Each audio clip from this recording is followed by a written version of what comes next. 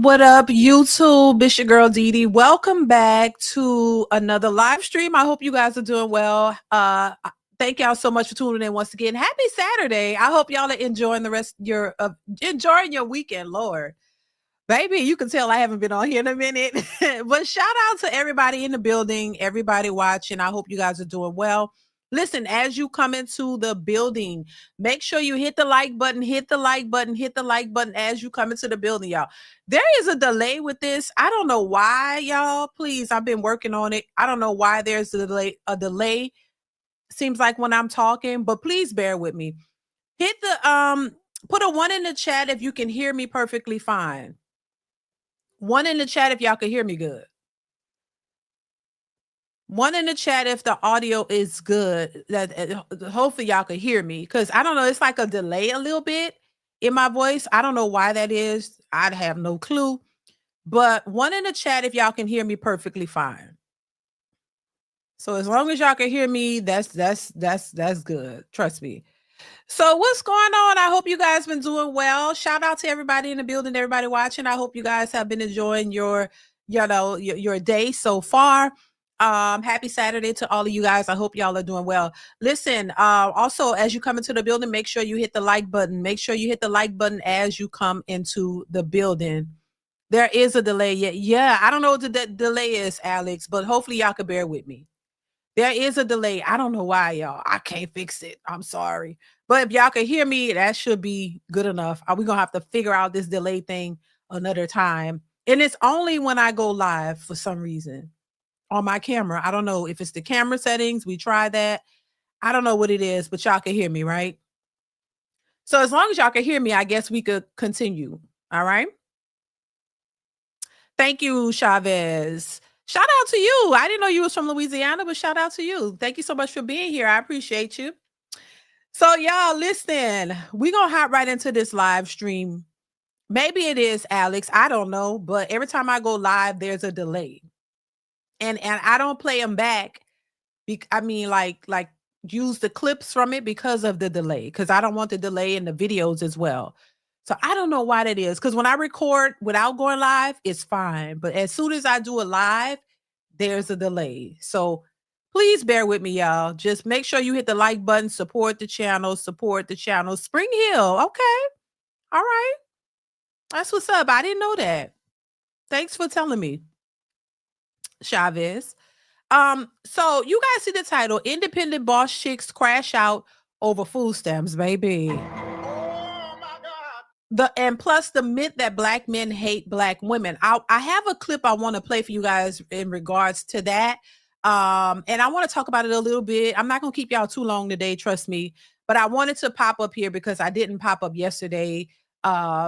Yeah, I had a lot of things going on.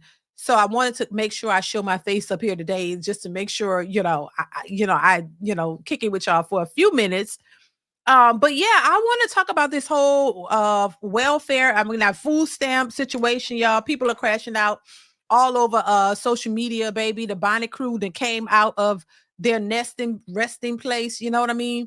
They done come out the woodworks, crashing out over these food stamps not being issued for the month of November. It's a whole ordeal. I've been seeing so many bonnet crew members come out the woodworks on social media talking about they're gonna run in Walmart and steal because if they money don't hit, if them stamps don't hit on the 15th of November, they crashing out. So I want to talk about that. I think it's just ridiculous. And our people are the main ones that hate when they get criticized. They're the main ones that hate when people like me and others have an opinion on the foolishness that's going on in the community. They hate for us to have an opinion and hate for us to address the buffoonery, but are always the first to jump out here and act the hot best. Oh, out here crying, talking about y'all gonna commit crimes if y'all don't get y'all stamps because the government is closed down. This is just ridiculous. So I want to give my thoughts on it. Please hit the like button as you come into the building. Hit the like button as you come into the building, you guys. Also, before we get started, make sure you are supporting the stream by either Cash App or Super Chat, and also hitting the like button. That helps the streams, y'all. That helps the channel. So make sure you are supporting in any of those ways. Make sure you are doing that. But I want to hop right into the first clip that I have for you guys is addressing this Bonnet crew, these Bonnet crew members, baby. We got to point this out. So I want to go ahead and pull that up, and we're going to hop right into it. Here we go. Make sure you're hitting the like button. Hit the like button, y'all. Here we go. They told me not to make his lunch. Oh, okay. They told me not to. Oh, wrong clip, but we're going to hop into that too. I want to talk about that too, but that was the wrong clip. Here we go. Administration will be taking away EBT next month. Yes, that's right. No food stamps next month. How do I feel about it? I don't care. But let me tell you why before you get your panties in a bunch. Let me explain myself. Number one, this is coming from a woman who was pretty much homeless and disabled, and my state still wouldn't give me food stamps. So I didn't get rich until this year. Secondly, y'all need to start thinking about it. They finna shut off food stamps the month of Thanksgiving. Let me tell you something. I don't need to depend on y'all for me to eat. And I don't think nobody else should either. Because look at the effects. They're just talking about taking food stamps away, and y'all are willing to act crazy. That quick. That quick. They got you that quick. I had seen one video. This lady was like, it's the taxpayer's job to take care of my kids. I thought if you pop them out, it's your job. Nobody told you to have all them kids. And if you can't afford a kid, you don't need to be having them. The government will literally give you free contraceptives.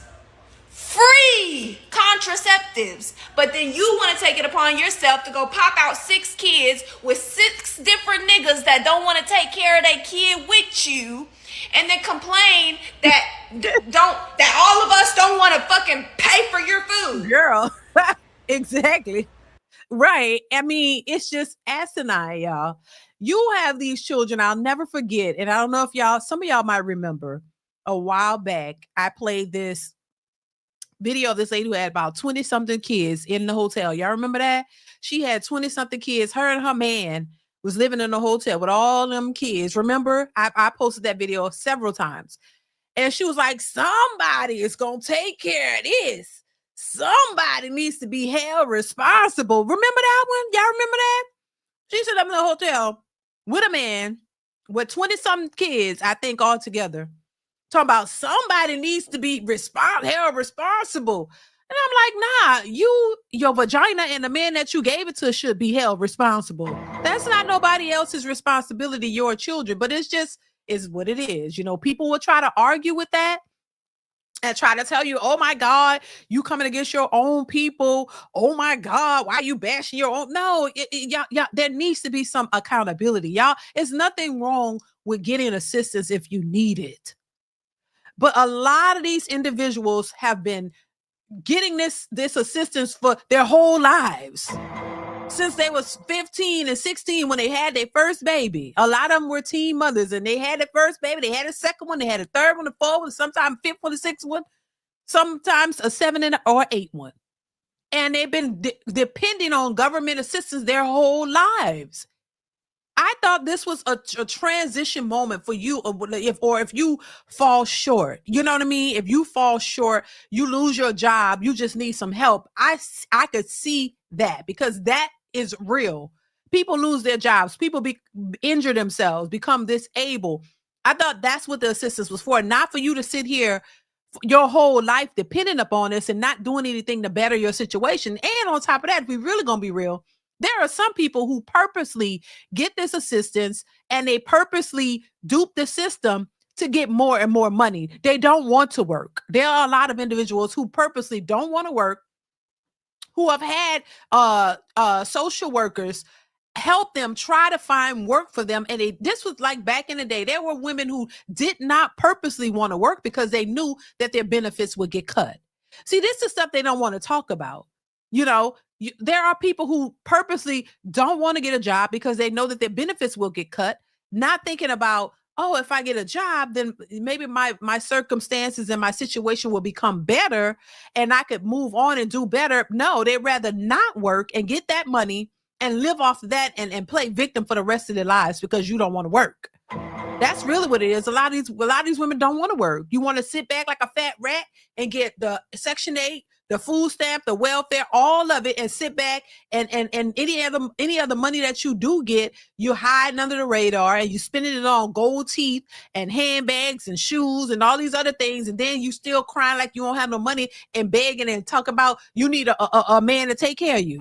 Like, come on now, people. Like, come on, you know. A lot of us know what the system is about, so we know what's really going on. It's difficult to pull the wool over some people's eyes because we know a lot of us know how the system works. You know what I'm saying? I grew up in the system. I've seen it all, so I know how these people, and it's not everybody, but a lot of these people are using this because they don't want to work. They don't want to work. You want to just take advantage. So there are those that are taking advantage of it. So now they crashing out because the government shut down and because they're saying, hey, we're not going to be able to, it's really about the government being shut down. They can't really issue the funds because the government is shut down. They can't process the paperwork in order to get it going, and they crashing out, child. And my thing is, you can't take care of yourself. You can't feed your kids for 1 month. You can't feed your kids for 1 month. 1 month they're saying, and y'all crashing out like your kids gonna be starving for that whole 30 or 31 day. Like they're not gonna eat. What when they do finally cut all this off? What y'all gonna do when they cut all this off and you just don't get it? What you gonna do? What all these boss chicks gonna do? Because mind you, these are the boss chicks. And for the people who claiming that they can't eat, how do y'all be driving Mercedes Benz and all these $1,000 phones and all of these things that y'all buying? How y'all could buy that? Y'all can't afford to feed your kids for 30 days. Make that make sense. I don't understand. Name brand bags and shoes and Jordans and all this. How you affording all of that and you can't feed your kids for 30 days? Something ain't right with that. Let's continue. That's who we're talking about. We're not talking about y'all who work hard and this and that and all that. I don't even know why y'all get offended when we say we don't care. This is not about y'all. It's about the ones who sit up and do all this stuff and then act like it's just our responsibility. Why is it my responsibility to pay my taxes so you can feed your 8 kids? Meanwhile, I gotta go work hard so I can feed my one? Nah, man. You got the super studious type people who are looking at it like, oh no, well, the economy is gonna crash and now the groceries are gonna be even more high priced. Hey, well, we gotta do something. We gotta figure something out. Do y'all wanna have a meeting? What's the solution? Cause let me ask y'all this, and I want an honest answer.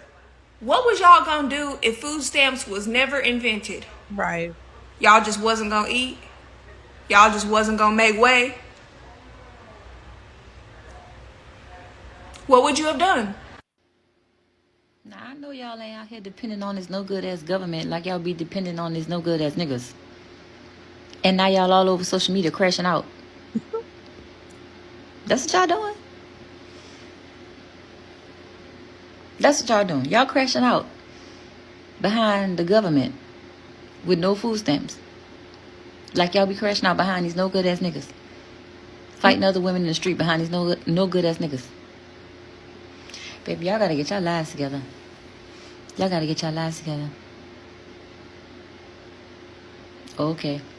So I just received an email from my food stamp benefits saying that if the government shutdown lasts longer than this month, I will not be receiving any benefits next month. And it's like, this month is kind of already done with, so I don't really see the government opening back up before October's over. What I get paid equals to the amount of what my bills are. Just bills. So that doesn't include diapers and wipes, gas, food, It's just the rent, the water, the electricity, the cable, the internet, my phone bill, and my car insurance. That's the bill. I find myself left struggling to put gas in my car, buy diapers and wipes, and food. Luckily, I have food stamp benefit. So if I don't receive my food stamp benefits next month, it's like, and it's not like I'm like sitting around being lazy just collecting help from the government. I work full time. It's just everything's increasing except my pay rate. There's a lot of people that are in my situation that work full time and still cannot afford to buy food because your paychecks literally cover just bills. So me seeing that email on my phone just now kind of like blew my whole evening because I wasn't really believing the rumors. I don't really follow the news and all that. I mean, us moms always figure it out. We're always gonna find a way. But it is kind of stressful, like having to now think about how I'm gonna buy food next month, plus all my bills that I can barely afford anyways. But my thing is too, why do people feel compelled to go and tell their personal situation online? Why is that? Now I know that we're in the age of technology and this is what it is. Please hit the like button, y'all. We got about 90, what we got? About 92 people in here and 55 likes. Come on now, hit the like button, y'all. Please hit the like button. But I just don't understand how people feel so compelled to put their business out there. You would have to drag it out of me like certain things. Like I'm not gonna. Everything is not for public consumption. Like I'm not gonna. Oh my God. Something. My personal business. I'm not gonna put it all on social media. I don't need people in my business like that. You know what I'm saying? Like some things need to be private. Why do people feel so comfortable talking about their private life? Like y'all don't have money to feed y'all kids. Wouldn't that be a little too embarrassing for you to tell the people in the public? Because once you put it out there, and a lot of this stuff is for clout, and I get it. A lot of these people are doing this because for likes and views on TikTok and stuff like that. Some people are getting paid off of it. I understand it. But at the same time, even though you're getting paid off of it, and if it's not the truth or you're embellishing, I'm still gonna always look at you as that chick who was on social media begging for money or telling people you was broke and you ain't got no money to feed your kids and where the baby daddy's at, and got people under the impression that you got 10 baby daddies and all this kind of stuff. Even if it's untrue, that's the perception people gonna have of you. And they don't care about that for some likes and clicks. Like I'm just like, come on now. I wouldn't even want to put myself in that type of light. Like I wouldn't want people looking at me thinking I'm broke and I can't feed my kids. And then you telling people how many kids you got and your kids are starving. It's the same thing about that lady posting that. I posted the video, if y'all haven't seen it, of that lady with the splitting the Happy Meal with her 4 kids. Why in the world would you post something like that? Like everything doesn't have to be posted. Everything shouldn't be content when it comes to your family. You know what I'm saying? I don't understand that part. Avenge the Ancestors. Thank you so much for the super chat. Says, hello, Queen DeeDee. You're looking lovely today. And room be first. Thank you. I appreciate you. Thank you for that compliment. I appreciate it. Thank you so much for being here. Thank you so much for the super chat. Make sure you guys are supporting the channel, y'all, via super chat, Cash App, and also by liking the stream. Hit the like button, y'all. It's free to like. 97 watches, 68 likes. Go ahead and hit the like button. I appreciate you. Thank you once again, Avenge the Ancestors. I appreciate you. Classy Perspective. What's going on, Classy? How are you? Glad to see you. Says, they tell people to mind their business, yet invite us into their business. Shaking my head. Exactly. Like, come on. You can't tell people to mind their business when you put your business on Front Street. That's what social media is. So if you put it out there, you know that people are going to have an opinion. That's how it goes. And if you don't want the backlash or anything associated with it, nobody's forcing you. You could post about something else. You don't have to put your private personal business or make it up. Like, come on, that's embarrassing to sit out here and sit back and act like you're going to go and steal because you can't feed your kid. Like, that looks horrible. I don't care if they're making it up or not, because some of these people are making it up. Trust me. For social media, they're jumping on the bandwagon so they can get some clicks and views, but it still make you look bad. Now people are under the assumption that you are a grown woman with kids and you can't feed them. Your children are starving, and you depending on the government food stamps for the month of November. So that means you're not gonna have Thanksgiving. You're not gonna have no food to feed your kids, and you gonna crash out and start stealing and go to jail. And where you keep gonna watch your kids? Like that just don't make any sense, for real. And that looks horrible. That's embarrassing.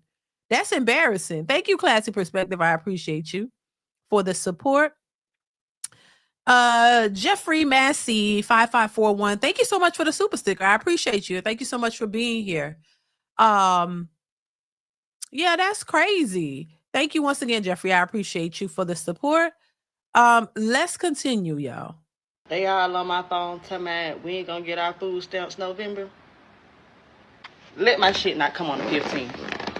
Let my shit not come on the 15th, and I'm gonna show them why I went to jail twice.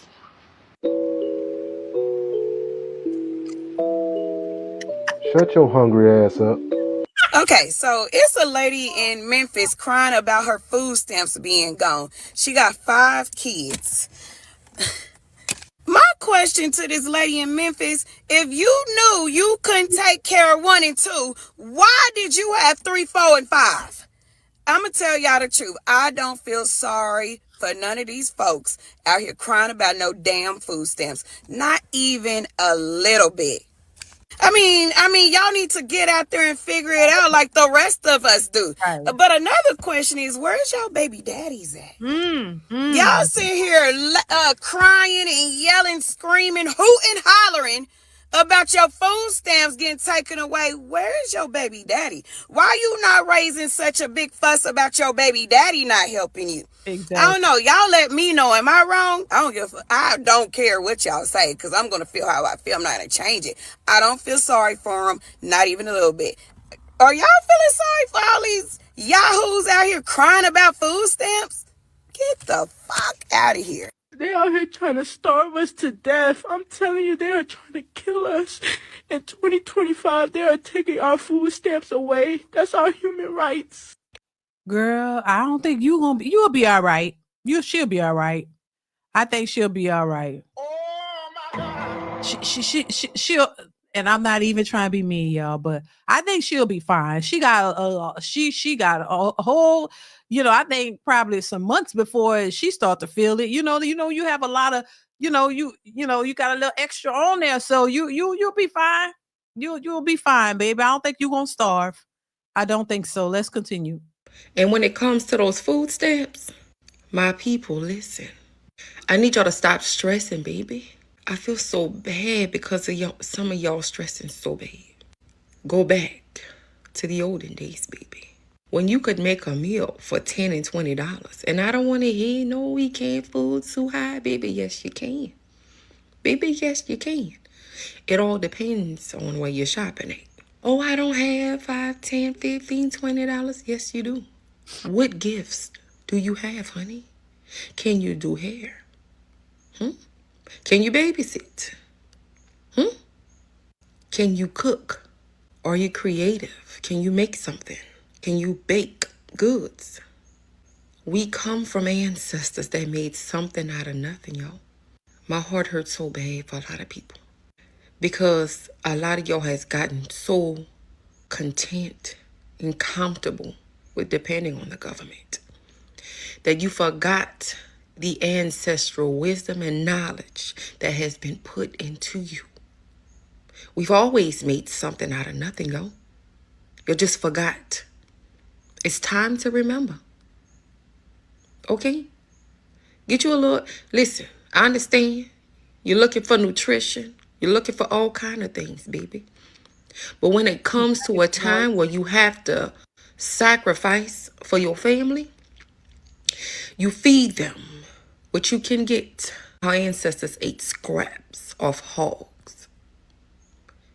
You can go in the store and get you a little $5, $6, $7, maybe $10 pack of meat. Buy you some rice and buy you some canned beans. And I don't want to hear nothing, this ain't good for your baby, when it's time to use that. The nutrition go out the window. Survival, sacrifice comes into play. Don't let these people think that you don't know what you're doing. You got it. You just got to tap into it. Use your gift to gain money. Now it's time to tap into your gift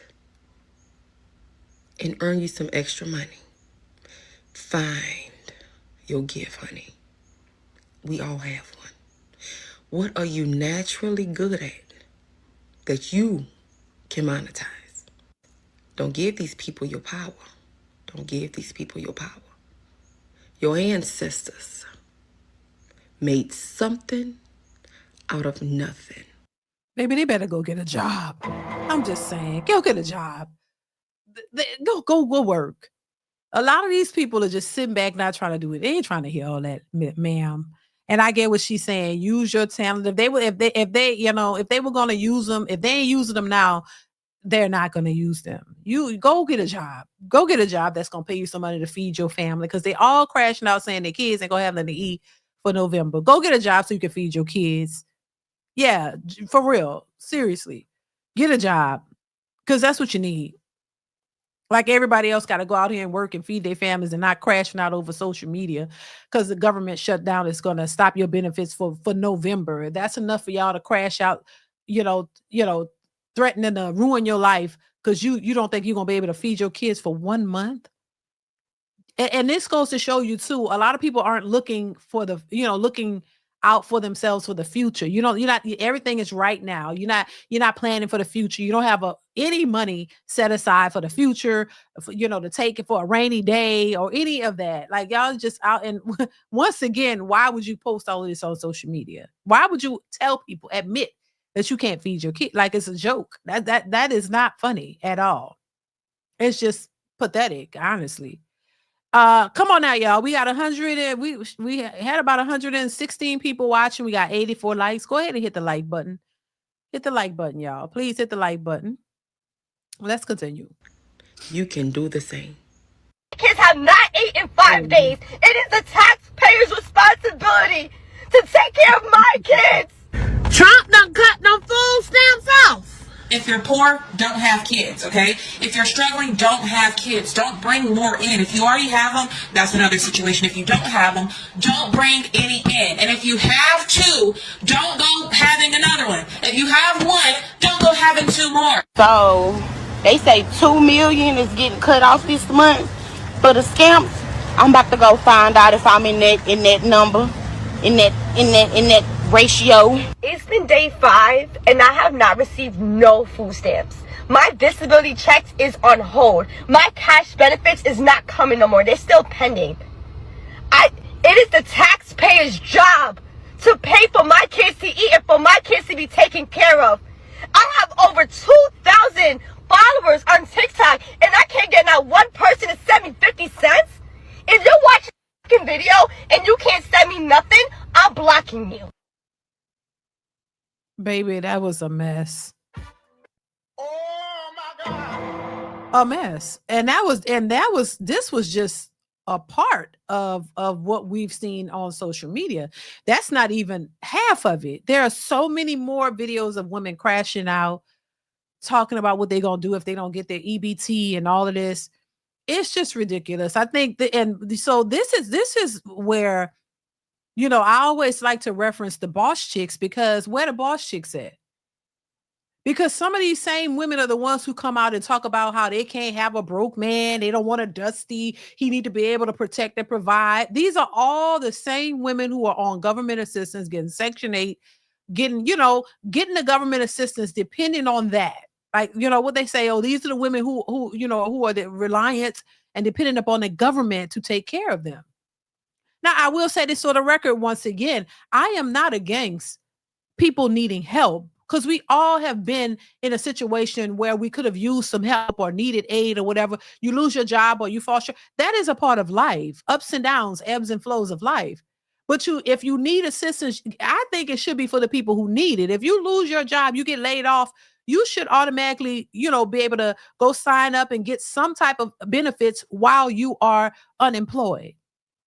Along with your unemployment, if you can get that and get, something to help you eat while you're unemployed. And then, because people who work always work, from my experience, whether they get laid off, or not. If they get laid off, people who work typically gonna work. They're gonna find another job. A person who is used to working and taking care of themselves, they're not gonna be down too long. I've never seen a person who is a worker, like a person who getting it out the mud and working and is used to working and has a great work ethic, typically won't be down for too long.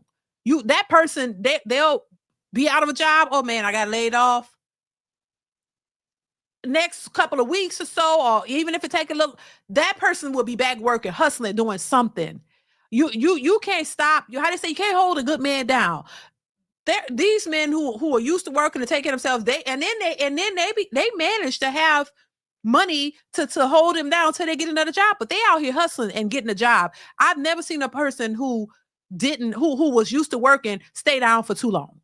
To me, the people like that, if you fall short or whatever, I think automatic assistance should be given to you so that you can at least have that buffer to hold you down until you get back to work, because they're going to get back to work. But for the people who sitting here on this assistance for years and years and years and years and not trying to work, not trying to do anything, just sitting down, just lazy, sitting like a fat rat, not trying to do anything. You need to be forced to work.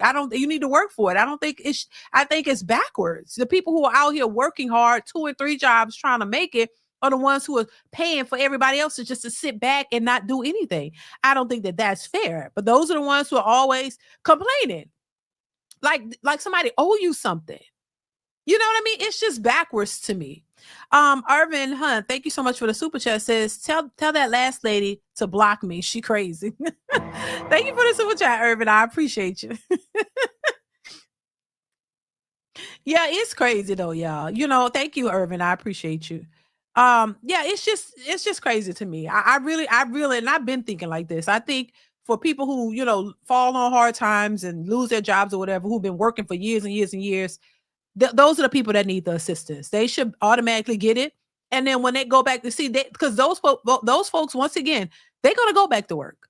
They are going to go find it. They're going to work because they're used to working and they know they want to take care of themselves. They don't depend on the government. They don't want the government to take care of them. They depend on themselves, and they know that they're going to get way more by going out working and getting it for themselves, because the amount of money that these people be getting, a lot of times it's not a whole lot depending on their family sizes. A lot of them be having all these kids just to get little incremental increases, but it don't be as much as it should be for the size family that you have. Rather you going out and find you a good job and working and getting paid, you will probably get much more, in my opinion. Now, some of them, I don't know how they be getting all of that, all that they be getting in the food stamps, but they really must just sit back and just, tell the people they don't make nothing.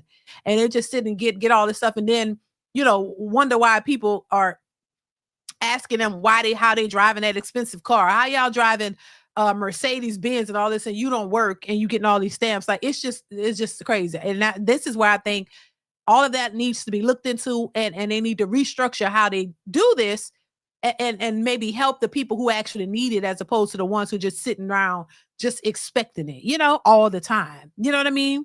So, yeah, that's why I don't agree with all of this, and I just think it's hilarious. All right, so we're gonna move on, you guys. What's going on? Was it Kennard? Wait, Kennard, the DJ? Kennard, the DJ? What's going on? So, yeah, we're going to move on. I just thought that was crazy how the independent boss chicks, and they are the independent boss chicks. These are the same ones will come out in their bonnets and all and try to tell you what you need to do and be for her. I need you to be able to take care of my kids, and I need you to make 6 figures. You ain't making 6 figures if you on welfare, huh? Is that true? I mean, you can't be making 6 figures if you getting government assistance in Section 8. I think you would not qualify, baby. So how y'all making 6 figures on one hand, and the man got to make it, but then y'all the main ones on Section 8 and government assistance? You can't make 6 figures on government assistance. You would not qualify. I don't care if you have 5 kids, you still wouldn't qualify. You shouldn't. So that's how I know that's a lie. But those are the same women who be telling y'all, oh, baby, you got, because you need to bring something to the table. That's what a man's supposed to be, a protector and a provider. He's supposed to take care of us, and he's got to, because I'm tired. Like, no, tired of what? You've been collecting government assistance. You ain't been working much. And I do know that there are people who, the working class, who are working and need extra. And I think that's who it should be given to. The working class who are working, they need the extra help sometimes. But if you sit back and you don't have no job and you purposely don't have one, nah, no. Mauricio, thank you so much for the super chat. Says, I was on unemployment for 3 months during COVID. I was job hunting. Exactly. It was so embarrassing being on the government's hit. These women brag about it. We have nothing in common. But Mauricio, see, that's how a lot of men think. Thank you, Mauricio, for the super chat. I appreciate the support. This is how a lot of men think. There are a lot of men who don't even get it. But a lot of men don't feel comfortable, having to get help. But I don't think it should be an embarrassing thing for a man who's used to working. You know what I'm saying? That's funny because that's how a lot of men think. Men are like, nah, I don't want to do that. I don't want to have to go and get help from the government. That's just not my thing. Because a lot of y'all are used to working and taking care of yourselves, and you've never depended on anybody else. You had to depend on you. So most men don't want that at all. They'd rather go and get it themselves. That's how a lot of men think. But I think, sometimes you have to swallow your pride a little bit if you need the help and go get that help. Unemployment, it's nothing embarrassing about that. But I understand how men think. So I understand where you're coming from. But I just say, look, no, I wouldn't look at that as an embarrassment. Like, no, you need the help because you work. It's all, some things are out of your control. You don't control whether somebody want to lay you off or whatever. And this is why I say men have experienced this a lot. When all of these women got laid off recently, they were all on social media crying then. Oh my God. I've never been through this before. Of course you haven't, because y'all been coddled and you've been given things, and then y'all boast and brag like you so better than men. Now y'all had to understand what men go through all the time. Men understand that they get laid off and they got to go hustle and find some more work. They got to make it happen themselves. Ain't no assistance. Ain't no all this other stuff to help them with a place to stay. They got to do it themselves. So y'all are already, in that, y'all already know what this is. But for women, it's like, oh my God, this is brand new. I've never been laid off. I've never had to go through this, and I don't know how I'm going to make it. I'm not, crying on social media instead of going out and try to find another job and go figure it out. That's the difference between women and men. And men have always had to figure it out. So to me, men handle these situations a lot better because they're used to going through them. And I don't think that it should be an embarrassing thing for a man to ask for help or get help, because like I said, like a lot of the men that I know, if they lost their job, they already out looking. They're going to find some side hustles. They're going to find some stuff till they get back to where, they get back on their feet. They're not going to just sit. They don't have time to cry and kumbaya. No, they out hustling. And see, that's the difference between men and women. But women expect men to do it. But when they're single and by themselves, they don't expect that they should have to do like a man, even though, which is kind of ironic, y'all want to be equal to men, but you don't move like a man because you're not a man. You are a pretend man. You're not a real man. You're a fake man. You want to act like you're strong and just as equal to a man when it's convenient. But when the real nitty gritty sets in, when it's really time to be that man, now y'all want to cry and act like a woman. Now you're a fake man. You're not no real man. You're a fake man. When the ish hit the fan, now you want to cry and act like, oh, I'm so, helpless. I need help. I need help. A man ain't got time to sit down and cry and say he need help. Nor do they even look for it because they don't expect it. They know as a man, they got to get up and get it. So y'all got to man up. Y'all got to stop crying on social media. If y'all want to be like a man, be a real man. Y'all be the real man. Because a real man going to get out and get it. Y'all fake men going to sit around and cry like a woman. So which one is it? Do you want to be equal to a man, like a man, and be like a man? Well, man up, go stop crying on social media, go get a goddamn job. Thank you, Mauricio. I appreciate the super chat, and thank you so much for being here. Thank you so much for the support. JSU Tiger 07 says government assistance should only be available for the disabled, the elderly, and veterans, people that absolutely positively need it. I agree. because once again, I think for people, like I said, I also think that people who, lost their jobs, who actually don't have any income coming in, but they're looking for work, I think they should get something to assist them in that time. Because why not? They're workers. They're working. So they should be able to have something to help them in the midst of that. You know what I'm saying? And then because we know once they go back to, they're going to find work. So when they get back to working, they're going to be like, okay, I don't need the help now. Instead of sitting there gouging and just steadily playing like the victim, Thank you for the super chat. I appreciate you so much. Thank you guys so much for the super chat, for the support. Classy Perspective, thank you for the super chat. Says, is asking the bear for provision and or protection still on the table? Right. Right, Classy. Right. That no, because they ain't worried about no damn bear now, because you can't get nothing from no bear. It's a bunch of BS. They just be talking. Just talking. They know. Yeah. But this is just what it is. It's just unfortunate. I wish we could all get it together and get along and do well together. But it's unfortunate that a lot of these women have been conditioned to this way of thinking. Play victim. You're never wrong about anything. It's always a man's fault. That's their MO. We're women as Black women. We're so docile, and we need help. But then in the same breath, y'all are masculine and strong, independent. We don't need a man. You don't need a man. You don't need nobody, but you need everybody. Thank you, Classy Perspective. I appreciate you. Irving Hunt, DeeDee said, get a damn job. Thank you. Yeah, why not? People gotta work. It's just nobody feels sorry for these people anymore. Because we know it's a game. Like, you'll be out here crying and go man up. That's all I'm saying. Man up and go get a job like men have to do. There's never any empathy. This is why, and listen, I have empathy for men. I typically have empathy for a lot of people, for everybody, but I understand because men don't get that. Men don't have room to feel sorry for themselves.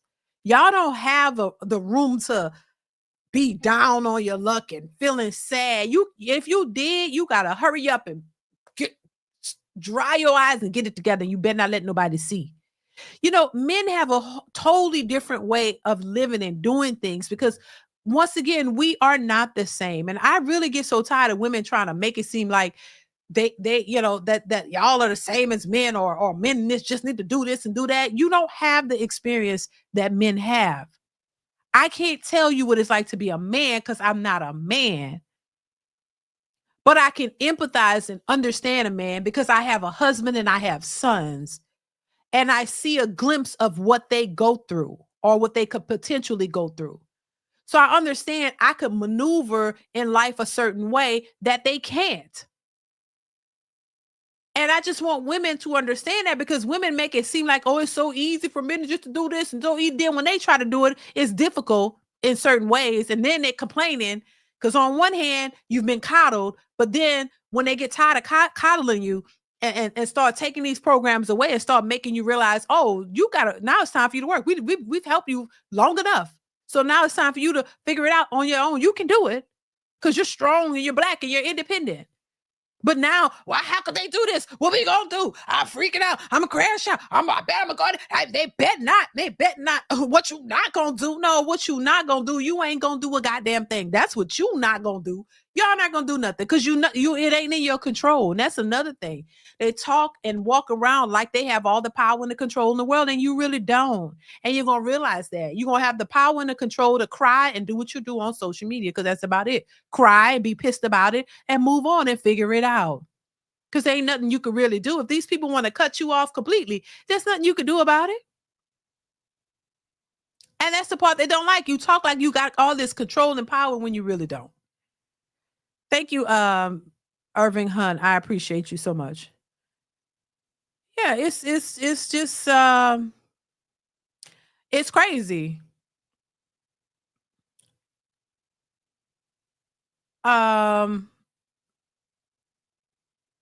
Jafar, is that Jafar the finest? I hope I'm saying that right. Says work and struggle or succeed like the rest of us. Work and struggle or succeed like the rest of us. Thank you for the super chat. I appreciate you. I hope I said your name right. Thank you for the super chat. Yeah, it's just a mess. But hopefully they figure it out. Hopefully they figure it out and get it together. Let's move on. I want to move on to this next clip that I have for you guys that I thought was interesting. What's going on, Angry Man? Shout out to you. Thank you so much for the super chat. Says cook. I said let her cook. Thank you, Angry Man. I appreciate your content and for being here. Oh my God. You know what? I've been on Fatty Them show, and every time I'm on there, you're not on there. Because I wanted to say hi, but I'm never on there when you're on there, Angry Man. But shout out to you. I appreciate you. Thank you so much. I appreciate it. Yes, indeed. What I was about to say, I forgot what I was about to say. What was I about to say? Angry Man, you made me forget what I was about to say.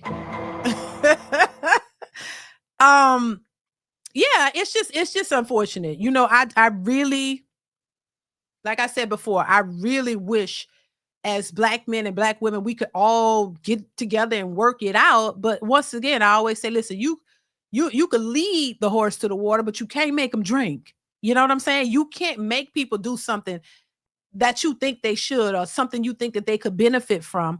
You can't make them do it. They got to be willing and wanting to do it. And if they don't, well, there's nothing you can do about it. You can put the information out there. You could tell them till you're blue in the face, hey, you should be doing this, that, and the third.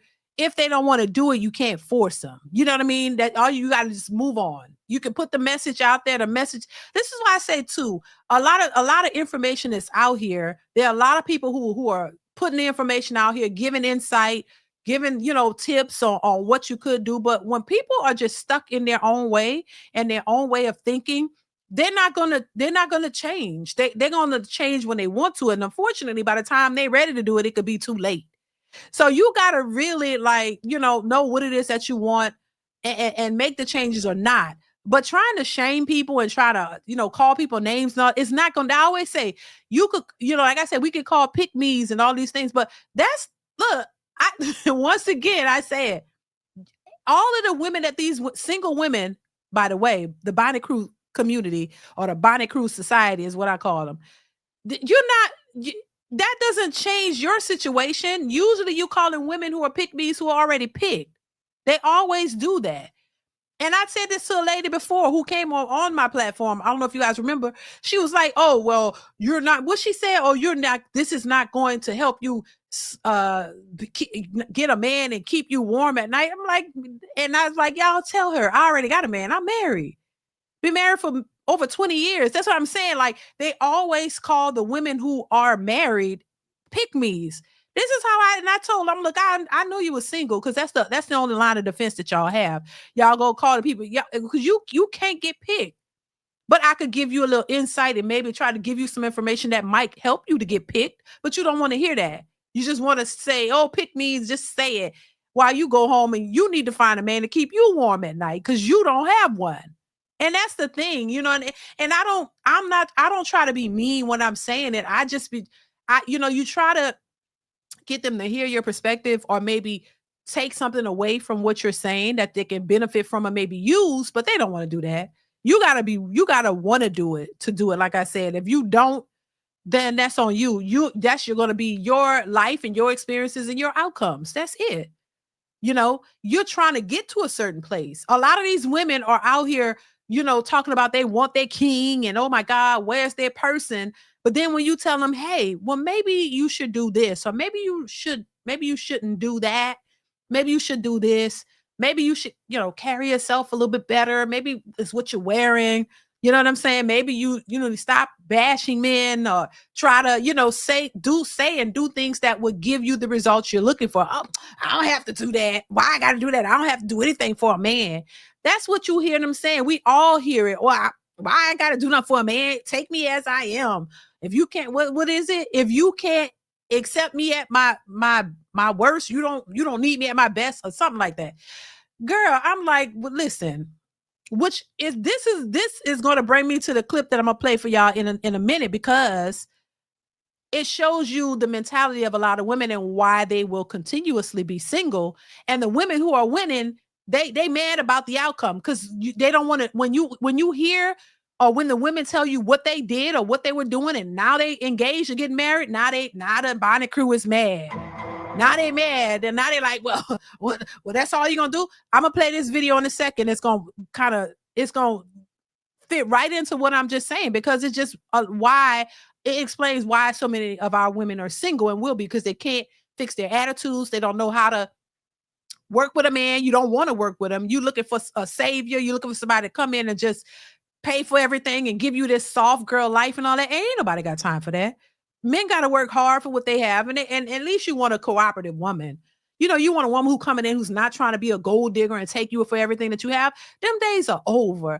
Ain't nobody in their right mind. I have sons, and there's no way I want my sons to be with a gold digger who's just only with him for his money and what he can give to her. No, if y'all don't want to come in and work together, y'all build together, baby, you could kick rocks and keep going. That's how men are thinking now. Men are not buying into this whole, oh, I need you to make 6 figures and pay all my bills. Nobody don't have time. Look at the economy. Who got time to be doing that?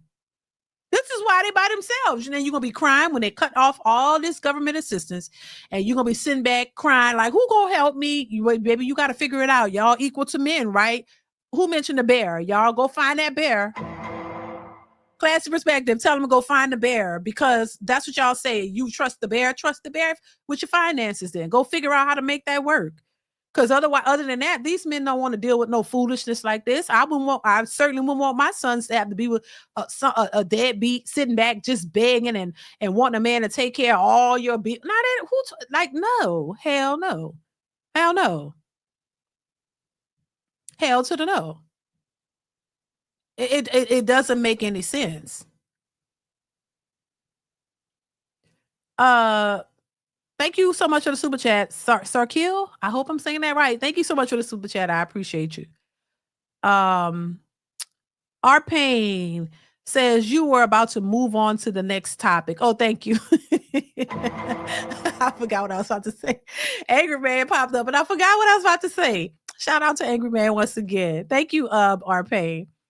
The Night Shift says, hey, DeeDee. Hey, what's going on the Night Shift? Thank you so much for being here. Thank you so much for supporting the channel. Yeah, let's move on. I want to play this next clip for you guys. Make sure y'all are hitting the like button. Make sure you're hitting the like button. Here we go. Narrative that we hear about black men. They don't get married. No, they don't like who? Oh, they don't like black women. Well, yeah. The national average for black men who are married, what are they married to? It's got to be black women. Black women, at what percentage?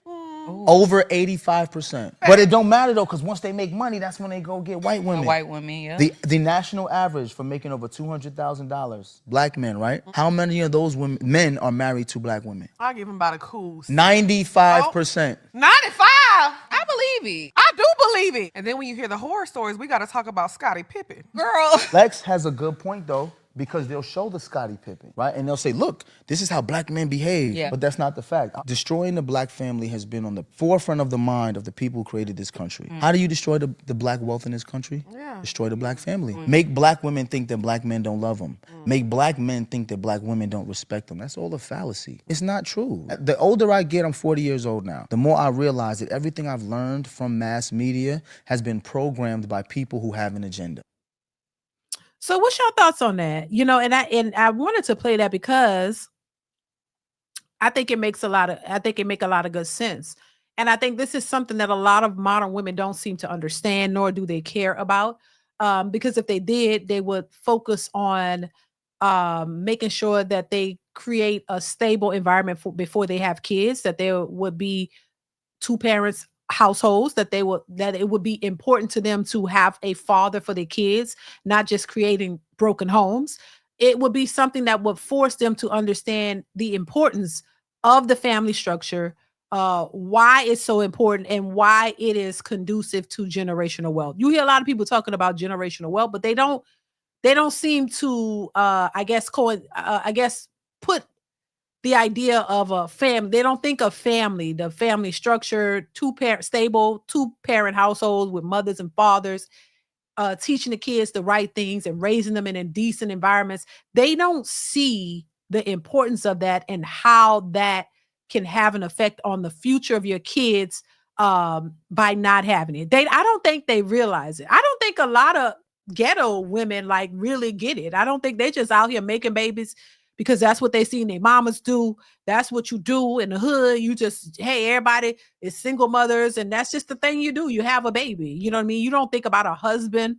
You don't think about the family and how this is going to benefit us and how it's going to benefit the kids. And you don't think about giving they don't think about it in the sense of giving their children a better life by having two stable. I don't even think it's a thought process. I really don't. That's how broken a lot of people are in our communities, where they're not even, I don't even think it's a thought process. They don't even understand the concept. This is why so many women you hear saying, oh, I could raise my child by myself. My children don't need a father. We saw that documentary from, I think that was the 80s or the 90s, whatever, where the young ladies basically said, oh, I don't think I need a father to raise my child. I didn't have a father in the home. So it's common. It's a common thing. They didn't have a father in the home. So they don't think that their kids need a father. But once those kids are being raised, you start seeing the deficits that they have. You start realizing that they're missing certain things. They start acting out. They start committing crimes, start stealing or selling drugs, those types of things. They end up in jail. They have a criminal history.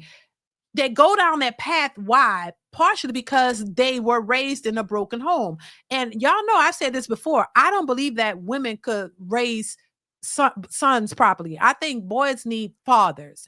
I think children need both parents. I think they need the mother, and I think they need the fathers. I don't think women are capable of raising sons by themselves. I just don't, because I know I'm a woman. I'm not a man. And once again, I say, I don't know what it is to be a man. I can only assume and see certain things. But I'm not a man. I can't go out and live as a man. So the only person that could teach these young men how to be young men is a man. So they need mentors. They need their fathers. But if they don't have any mentors or whatever, this is why. And then fast forward, you hear women talking about these men are so sassy and they're so this and that. Well, why do you think that is if they're raised by women? Like, come on, y'all got to be realistic. If the women are the ones in the homes who are raising these children and raising these young boys, and you talk about they're emotional and, oh my God, they're not real men. Why? Because they don't have no fathers teaching them how to be a man. So y'all got to take some accountability for that. But what they do is they don't take any accountability to say, you know what, you're right. You know what? I didn't think about that, because I think a lot of them have never thought about it. They really have not. They were just out here getting to the D. That's what they say. Getting to the D, having fun, and you created children. You didn't think about marriage. You didn't think about having a stable family, a man who wants to be a father and wants to be with you and wants to marry you and want to build a life with you. No, y'all out here having fun, getting to the D hood style. And then you end up with babies, and that's okay because your mama had you and your mama told you, girl, that's all right. Oh, you're pregnant, girl. Now y'all want to celebrate for what? And then you have a baby, and then your daughter probably be a teen mother or a single mother. It just repeats itself. So they don't even think about it. But then fast forward, the type of men that you're seeing that's coming out of that, y'all complaining about it. But you never thought, oh, a lot of these were raised by the mothers. But then you want to still trying to find a way to get out of it and blame just the men and not yourselves when y'all played an equal part in that. And I will say this, if the men were, because I don't think the blame should be all on one person. If you're young, this so-called young and dumb, like they talk about, y'all both were young and dumb. Y'all both were young and dumb, out here just doing whatever, playing house, making babies, making real life decisions when you shouldn't have been, young, just out here reckless, right? So y'all are both out here being reckless, but why is it always the narrative pushed to only focus on the men being reckless and not the women? It's not like y'all knew what y'all was doing. Y'all say it all the time. Y'all was young and dumb. So you was young and dumb. You made some mistakes. He made some mistakes. So both of you should be responsible for those poor choices that you made, not just the men.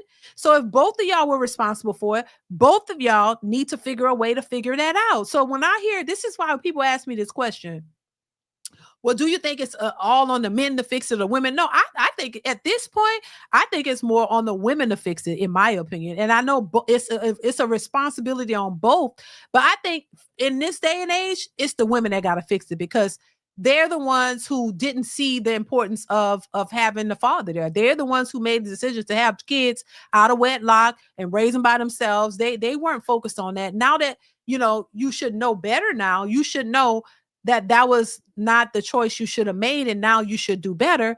But in order to do better, you got to acknowledge that you made a mistake first. You got to acknowledge the problem, right? You got to acknowledge that, hey, yeah, you didn't know any better. You made some poor decisions because you just didn't know. I could understand that, but they don't even want to take any accountability for that. You don't even want to take any accountability for your part in it. So how are you going to do anything better? And this is where we are now. Now we're at a place where it's just a hot mess and nobody wants to take any accountability. And then y'all wondering why men don't want to talk to y'all, and why men are moving in a different direction and they're moving to find suitable wives and all of that somewhere else. So I just think, you have to have some accountability because, and understand that there always has been an agenda to destroy the Black home, the Black family. And look, it seems as if they would have been successful at it. And these women are clueless about that agenda. They're just like, they don't believe it. Oh, well, they don't see it.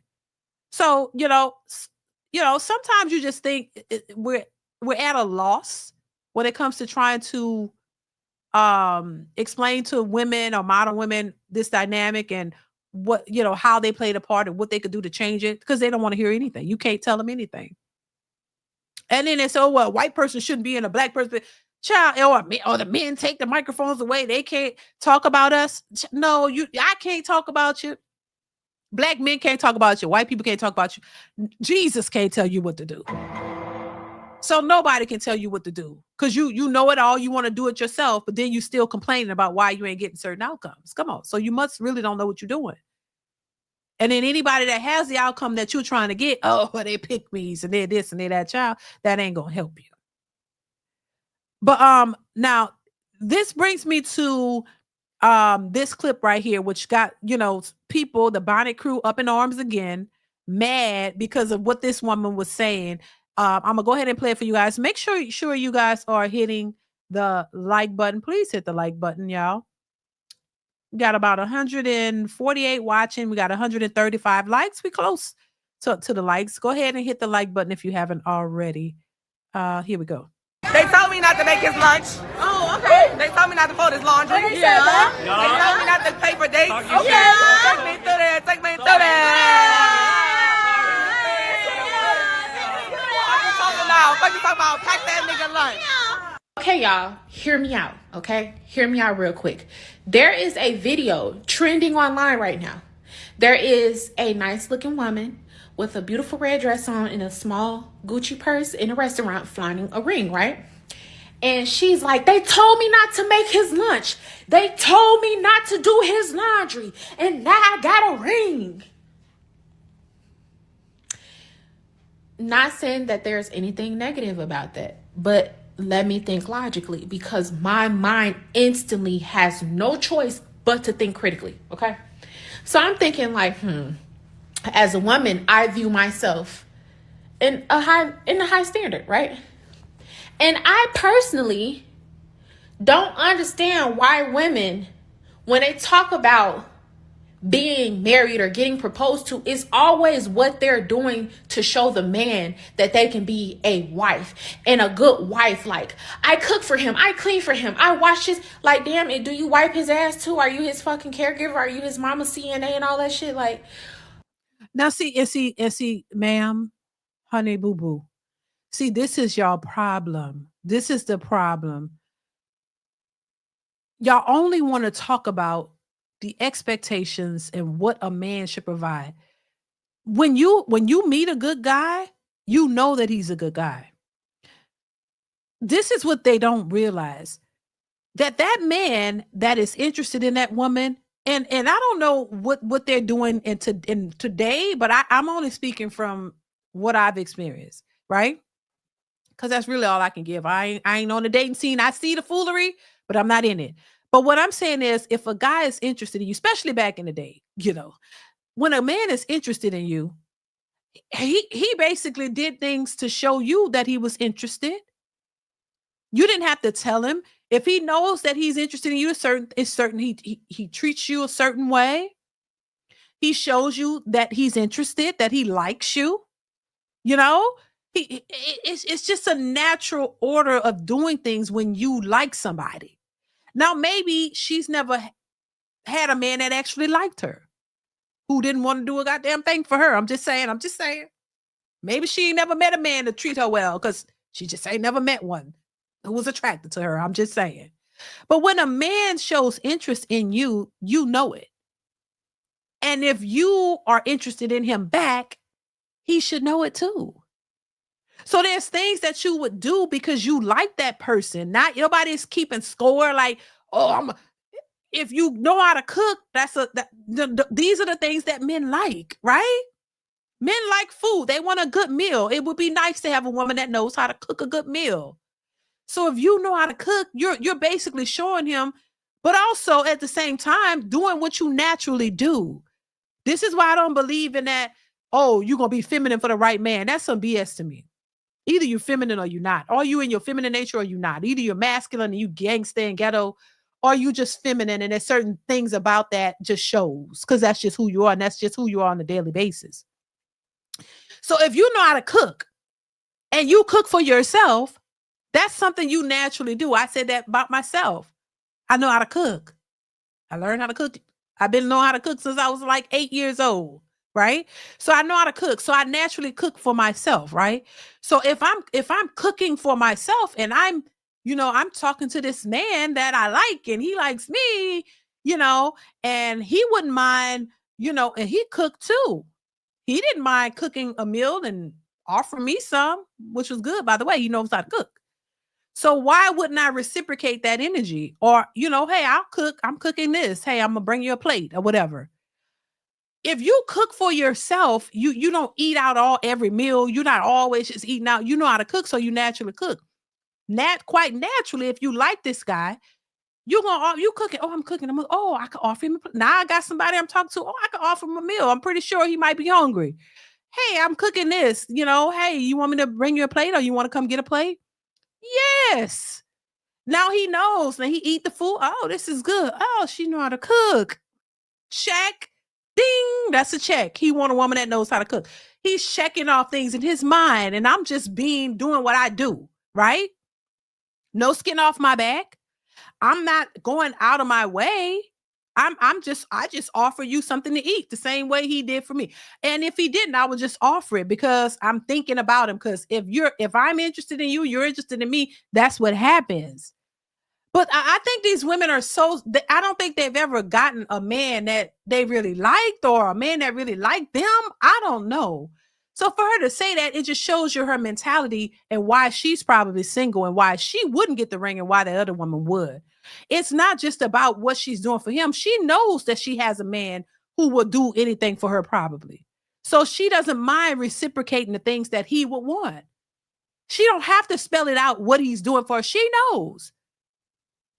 But when you hear negativity on social media, if you tell you, don't give a man wifey benefits. If you look, how does he know what he's getting? The same way you want to know stuff about him. You want to know if he's a provider, if he's a protector. You want to know what kind of job he has. You want to know what he brings to the table. Why? Because you want a secure life with him. So why can't he know what you bring to the table, baby? Baby, they be so thrown off and lost. This is why majority of these women are single. This is why, because they don't know what the hell they're doing. They don't know what the hell they be doing. They really don't. And then they be selling this information to other women. And then these women follow. That's why I say women keep women single, because y'all be listening to this foolery and you're going to end up by yourself. If you want a man, baby, you better start listening to somebody that makes some sense and somebody who have the outcome that you're looking for. Our Pain says, who is going to take advice from a mid with booger rings in her nose? Child, oh my God. You'll be surprised. Somebody might. Thank you for the super chat. I appreciate you. Oh my God. Booger wolf with double boogers. I don't understand, Irvin. Y'all a trip. Y'all don't like the nose rings, huh? And she got 2. Yeah, that look a little weird. Thank you, Irvin. Mauricio says these women make it their purpose to spite a man. They do. And they don't like men. And then, but you want one. You think you're going to get one? Thank you, Mauricio. I appreciate you for the super chat. Classic Perspective says those 2 earrings in her nose tells the story. She gets the Dubai special. Oh my God. I wouldn't want that. Thank you, Classic Perspective. Pharaoh, what's going on, Pharaoh? Stank-assery has come a long way. Thank you, Pharaoh, for being a member for 24 months. Thank you, Pharaoh. I appreciate you. How you doing, Pharaoh?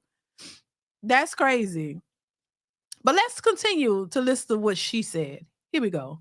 What did he do for you? Like, okay, like why do women never think, like, instead of wanting to be validated and chose so bad, do y'all ever sit up and think like, is this man worthy enough of me to take myself off of the market?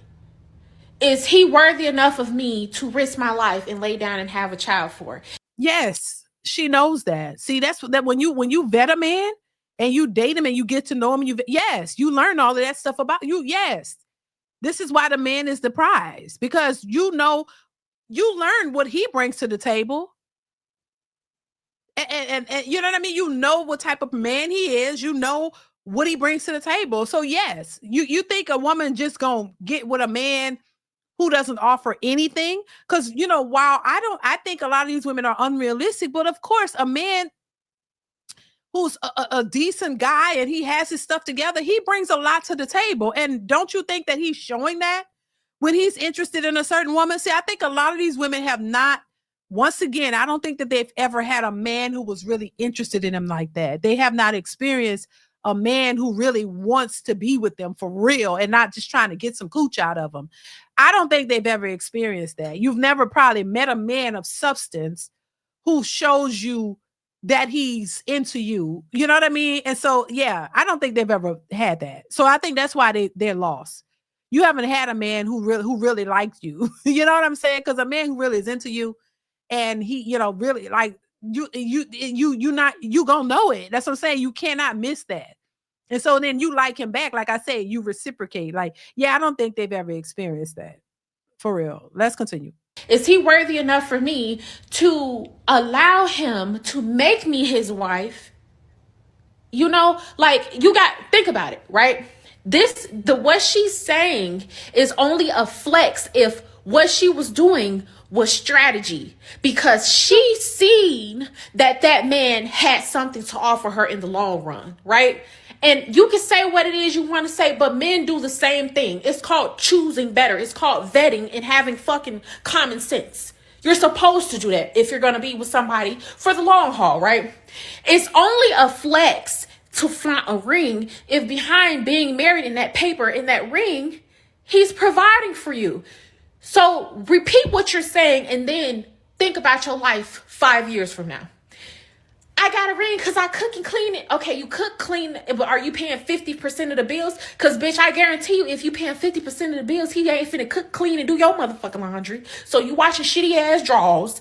You over here sitting up there cooking for him, cleaning for him, packing his lunch and all that shit, but you're still working.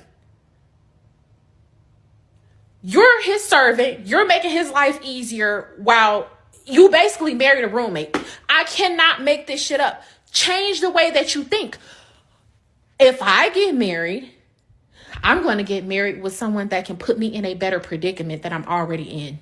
Otherwise, I can just put my fucking house up and then I can make my own life better by bringing in more income so that I can go buy myself a diamond ring if I want to. I can have extra savings, you know, instead of helping a grown man carry weight. Like, what do I need you here for? If you weren't with that man, he would be doing everything by himself. So what the fuck he come and get a woman for help? Because that's what it doesn't make sense. I don't know the full story. I'm not saying this is what's going on, and I'm not trying to throw salt on her beautiful moment. And I'm not trying to be a negative Nancy. I'm just using this situation as an example of how you need to be thinking as a woman, because there's nothing wrong with being excited because of girl, you and your 4 eyes is hating and mad. You big mad that woman flaunting her big ring and she's happy about getting her a husband. You don't know nothing else. She's happy about getting her man. They could probably start a family and build their lives together. So they both make each other's lives better together. This is the problem. These women gonna be bitter and angry by their damn selves for the rest of their lives. Y'all, so sounds so stupid to me. It shows me she has no idea of what it takes to get a man, keep a man, build a family. They so lost in the goddamn sauce. They done went to college and them damn schools that told them ladies that they need to be independent thinkers and what you need a man for, you can go get it all by yourself. No, you want a family. You want to build something more than just a degree. Like, they so lost. The way she talks, the way she thinks is why she's going to be single. And she act like she sound like her voice is shaking. Like she's, it's like they struggling with this idea. Oh my God, why do I think like this? Oh my God, but how is she getting a man? But she's talking about this cooking and cleaning ish. But I don't want to cook and clean. I don't cook. I don't clean for myself. I don't clean my own house. I don't cook my own food. I'm just going to be starved. What I do? Go out, eat that's why everybody fat. All you do is eat out all the time and just getting bigger and bigger and bigger. And then you want a man with a rich man to take you seriously, but they don't want you because you're too big. You think like an independent woman, you're a boss chick, you can do it all by yourself, but you don't want to do it by yourself. Then all these women getting married. Now I see women getting married. Oh, why she? Oh, that's all you doing for him? Is you cooking and cleaning? What, you gonna wipe his ass too? That's what she said. Like, come on, you could tell they lost in the sauce. It's not about her just do. She does things for him. He does things for her. They do things together. I don't understand how they don't understand the concept of togetherness. The togetherness part just escapes them. Like, they don't understand. Yes, a man. Look. I don't understand her, the way she's talking. Y'all expect all of this from these men. Just say you expect a man to pay for the dates and pay for everything and do all this, but then when they ask, okay, so what should I expect from you? Nothing. What I bring to the table, I am the table. Like, no, that's what I'm saying. Y'all expect everything from the man, but you don't want him to expect anything from you. Y'all know, selfish. Then when women say, you know what, to hell with this, I'm getting me a man. I'm like, what you want? I know how to cook. Hey, I'll do this, I'll do that. Because he's showing things that he'll do for you too. Why is it that the concept of working together is so lost? I don't, child. I said we must be in an alternate universe or something, because it's just not making sense to me. Usually the people who understand that concept are already married and are in stable, committed relationships. Usually they already there. I don't know what these people is, what they smoking, what they drinking, what y'all been fed, because it just don't make no sense to me. It really don't make no kind of sense. It really does not. It's like something is up. I don't know. Urban says shitty draws in the house is great. Thank you, Urban. Baby, it don't make sense, y'all. Mauricio says predicament, a difficult, unpleasant, or embarrassing situation. She's stupid. I mean, she looked like she pressed, like she mad, like it ain't gonna never happen for her, baby. Just saying. Thank you, Mauricio. 87 Stevens says, I hope I'm saying that right. I wonder how she blows her nose. Y'all stuck on them nose rings. She probably got to take them out because it's just a nasty hot mess. Thank you for the super chat, child. It don't make no sense. Thank you. I appreciate you. Let's continue. Man proposed to y'all, but the man's supposed to be more excited that you chose him. You the motherfucking prize. This why these men, they told me I'm cooking for him, I clean for him. I got a ring so I can serve him for the rest of my life. Why do y'all think that it is a flex to be a fucking maid chef fucking caregiver, CNA servant to a man that's not making your life better. You still gotta go to work. You still gotta fucking slave after him. What is the point? Everything that she mentioned she's doing is multiple different jobs. That if he was living on his own and he wanted somebody he was not fucking on and that wasn't in love with him and stupid to do that shit, he would have to pay each different person. What you're saying you're doing is a job. So I hope you're not going 50-50, sweetie, because that's not a flex. Fuck out of here. I'll tell this. I'll take the ring, though. It'll be a long engagement while I search for the man that actually is going to do what he's supposed to do. Girl, good luck with that. Because, I mean, you and your bonnet don't look like you get no man no time soon. Trust. Child, that baby. But see, that's the thing. See, that's why the women who get the ring, get the ring. And y'all who sitting here with that type of mindset, that's why you don't get it. And men see that. Nobody ain't going to deal with you. Because you're selfish. You only what you don't know. And she done made up a whole scenario. She don't know what is going on with that lady and her fiance. She don't know their life at all. But she is hating. And this is what they do. They be hating with no ring, looking a hot mess, bonnet crew in tow, like just looking stupid. For real. Come on, looking dumb.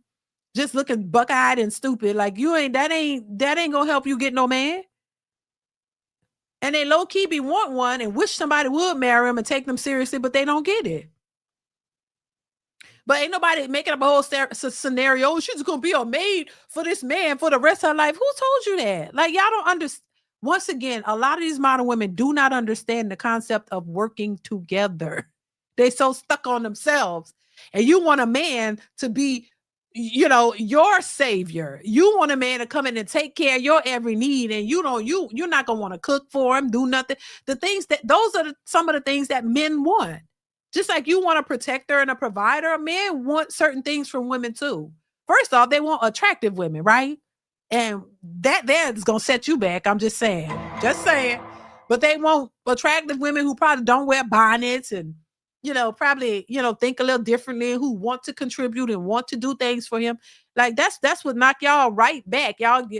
Why y'all don't get a man to take y'all seriously. They might, knock you down a little bit. They might want to screw you a little bit and that's it. They ain't really taking you seriously. They gonna, they might talk to you and be nice to you to screw you for a second and then ghost you and that's it. They don't really want to take you serious and marry you. Look at the lady who was getting married. She's in shape. She was petite. Her hair looked natural. And she was happy that she was getting married and what she did for her man. But that's not to say that he didn't do nothing for her, because I'm pretty sure he did.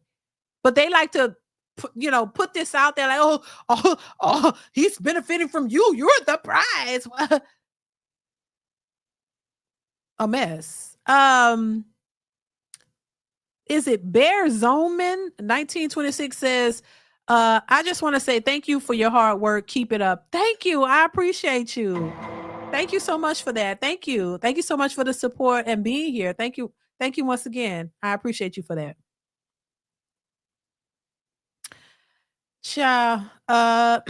Hannibal Africanus says, shout out to the notorious DeeDee. Thank you. I appreciate you, Hannibal. Thank you so much for being here. Thank you for the super chat. 87 Steven X. I hope I'm saying that right. Her man has batteries. Exactly.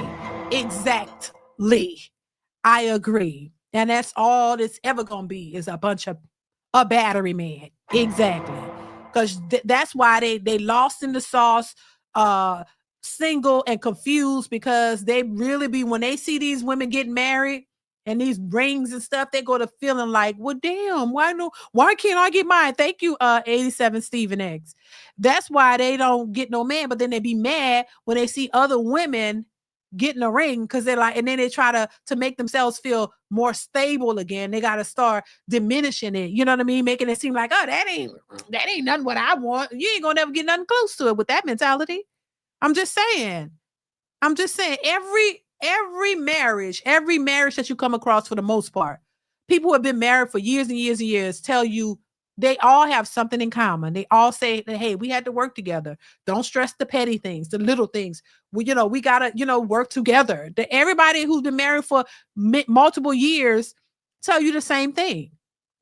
I don't know where they're coming from with this idea that he got to be your saving grace and change your world for the better. And you don't do shit for him. Like nothing for, like, what do you do to change his life? Like, you don't want to accept the things that men say they want and do that. See, they know what men want. They just don't want to do it. And then they're mad when another woman make a choice to, do what's necessary to get her man and have her relationship and build a life with them. It's so dumb. I'm just saying. Latrell M says, when it's not making dollars, it's not making sense. She got a potty mouth. Exactly. Thank you, Latrell. I appreciate you for being here. And I thank you so much for the super chat. So, it's just a hot mess, y'all. But this is why they're single. And this is why they say the majority of educated women are single. Because I think this education stuff that made these people cuckoo. They're really cuckoo. The education has really made them worse. You know what I mean? It's like their mentality and how they think has really put them in, a worse position. I really do believe that. And they don't see it. They keep looking at a man as something to benefit off, but they don't think a man should benefit from them for anything. You think that a man is supposed to only give everything to you because you're the prize, but he doesn't have to expect or want anything from you. That's just dumb. Yeah, what y'all think this is? This ain't, a relationship. That's not a relationship where only one person just get everything and the other person just sit back and just constantly give and can't expect anything from his wife. If you're married to somebody or in a relationship with him, you can't. So what is he getting? Well, if he's making all the money and he can change your life, why would he choose you if there's nothing that you can offer him versus choosing somebody else? See, this is where women fall short and lose when they think, oh, I'm the prize. I deserve it all. And he deserves nothing. He got to make all this money and appease you and please you. And what does he get? Like you can't look at it like that because you're going to lose every time. And that's why they lose. And then this is why they be mad when nobody picked them. All right, y'all. So I'm going to go ahead and drop the link. If you want to come up and give your thoughts, make sure you have a picture on your avatar or you're cammed up. I'll drop the link for a little bit. If you want to come up and give your thoughts, come on and do that. But I'm not going to keep y'all too long. But definitely come up and chime in on any of the topics that I discussed today. If you want to, go ahead and join. I'm going to try to pin this to the top of the chat so you guys can join if you want to do that. All right. And give your thoughts on the conversation or the topics that I've already discussed. So make sure you do that. Let's see. Also, make sure you guys are still hitting the like button. Make sure you hit the like button. Please still hit the like button. While you're here in the live stream. Make sure you hit the like button. I'm also going live on my second channel, you guys, the morning show. Make sure if you have not subscribed to that channel, go over and subscribe to that channel as well. Eventually, I will be posting content over there. I may switch that channel up and start, and discuss different things. But still, make sure you guys are subscribed over there as well, because I will be posting more content on that channel really soon. I know I keep saying it, but really soon, I will be posting content on that channel as well.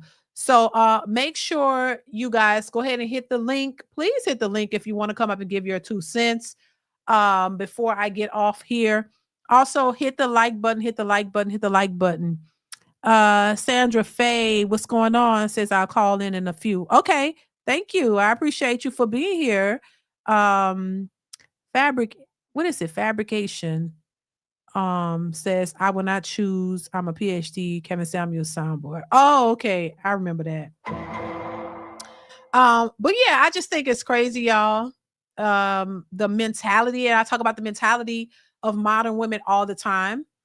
And how it needs to change. That's the only way things are going to change. A lot of men are just walking away and women are entitled. And once again, I always say, listen, I don't think that when you're dating, you should have standards. Women should have standards. You shouldn't just be willing to accept anybody. You should have standards, of course. But what y'all got to understand is that men have standards too. You are not the only one with standards. If you're looking for a certain type of man, then you got to also be what he is looking for as well. You just can't say, "Oh, I have standards and I know my worth." Well, for the men and the men that you're looking for, they have standards and they know their worth too. And they're not just going to accept you because you think you're at the table. So if you have you know, you have certain expectations, and so does he. What I said before, what you want gotta want you back. And what they're seeing is they're out here looking for men of a certain caliber, and these men aren't checking for them back because they have certain standards and they're not gonna settle either.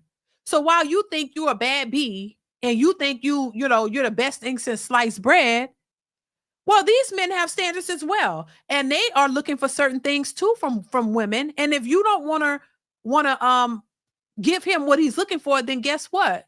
He's not gonna pick you. Y'all running around here talking about, oh, you'll pick me, all the people that's already picked, when you can't even get picked by the man that you desire.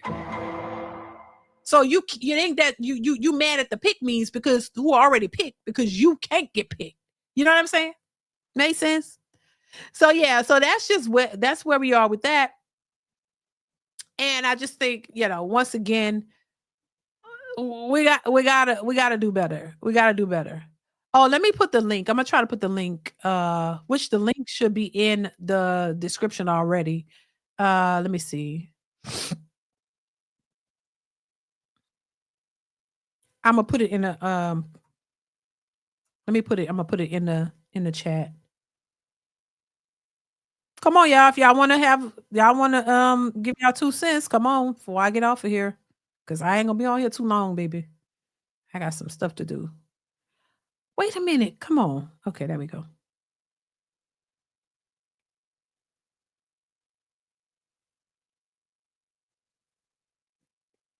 So I think I posted I hope that works. Yeah, so I think that's I hope that's the right link. Let me see.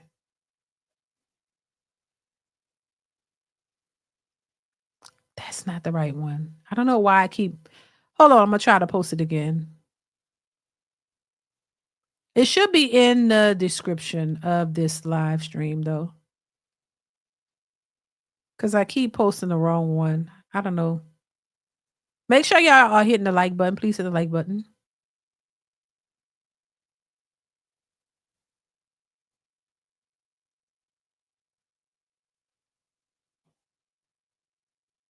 It should be in the description, y'all. It's I forget. I don't know why it's not pulling up the right one. But it should be in the description.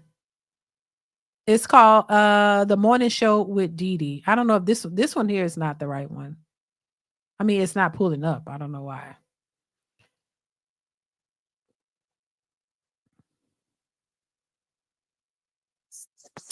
Hey, D. Pharaoh, what's going on? Mauricio, what's going on? What's going on, Pharaoh? Hey, how you doing? I'm good. How you been? I've been good. Good. What's your thoughts, Pharaoh? What's your thoughts on all of this? Truly, like, I just think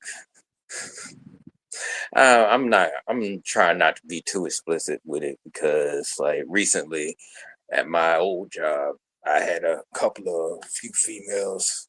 They try to be a little nice to me, but I don't know if they were trying to get their bid on a couple of dollars or they try to get their bid on some D. But but the deal is with me, like some with these females nowadays, they talking about some like that one female talking about like how she how basically it's a thing of like she was speaking very ignorantly and like it was like a PhD in dumbassery or something like that. Right? It was very off the wall because she didn't know what she was saying. Yes, she was just coming out of nowhere talking about some how can you gotta prove like a man gotta prove himself to you this and that and like that. And it was just so much bullshit. Like I really didn't like it. I really didn't. Yeah, So, I mean, go ahead. oh, you can go ahead. Yeah, it's a lot of the things that I've been talking about this for a minute. A lot of the things that the modern women say, it just don't make sense. They just talking to be talking. It don't really make a lot of sense, and you shouldn't focus on it. That's why focus on yourself. That's about it. But yeah, that's just my thoughts on it. They don't know what they be talking about. They try to sound like they're making sense and like they're saying something good, when in actuality it's really not. It's not making sense. It's not, it don't work for what they're trying to do. It's just like they want to sound like they're educated and smart, and they're really not in most of the cases. Mauricio, what's your thoughts?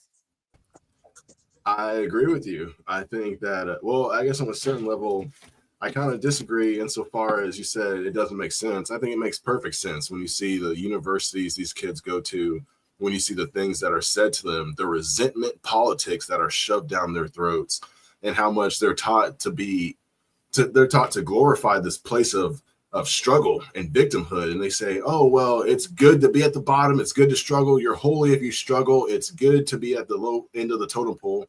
These are the things the Communist Party said when they were raising the power back in China. And they got the peasants to overthrow the landlords, same resentment politics. We've seen it here in America take over the family and destroy the family, and how our women can say that they can do it on their own and such. And, the title of your video is The Myth That Black Men Hate Black Women. And I think it is a myth. I love Black women. I love my sisters. I wish I could reach them in the mind, if you will. It seems like a lot of them, I mean, it's hard to talk to some of them nowadays. But it's not that I don't like Black women. I just don't like the PhD being thrown in my face, the education being thrown in my face, the indoctrination, I would argue, that they've gone through being thrown in my face. And I'm like, yo, you're so far off the mark. I can't even, we're worlds apart at this point. Right. Who's next? Daryl. What's going on, Daryl? How you doing, Mrs. DeeDee? Good. How you doing? Just fine, just fine. What's your thoughts on the video? Listen, I am so proud of the feminist movement now. They get to do exactly what they want to do. They get to be strong and independent, because the government says, hey, we're going to take away all those benefits that we've been giving you all, and we're going to say, hey, go ahead and be strong, independent. You got this now. And now they get a chance to celebrate their freedom, their strength, and their independence. Congratulations, feminists. Way to go. They don't like it though now. They fought for it, but now they don't want it. Oh yes, they don't want it. And to the woman that was that's some serious hating on the woman that got engaged. That come on. The woman, she got engaged. She's getting ready to get married, get ready to celebrate life with a new family and everything. And it's another woman hating.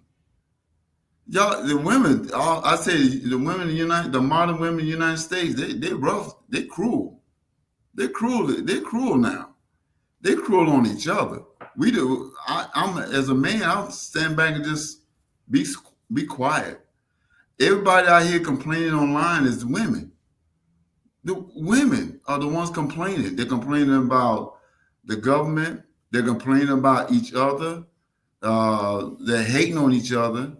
And the men, we men are sitting back and just living. We just trying to make our day, accomplish our goals. But the women are they're just hating. They're complaining. They are really stressing out.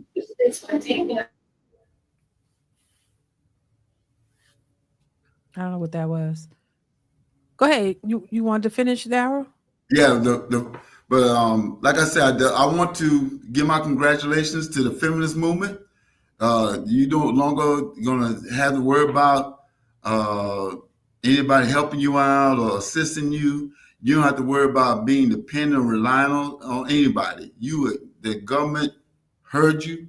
They've taken away the subsidies, and you can go ahead and be that strong, independent self that you always thrive to be. Congratulations on the feminist movement.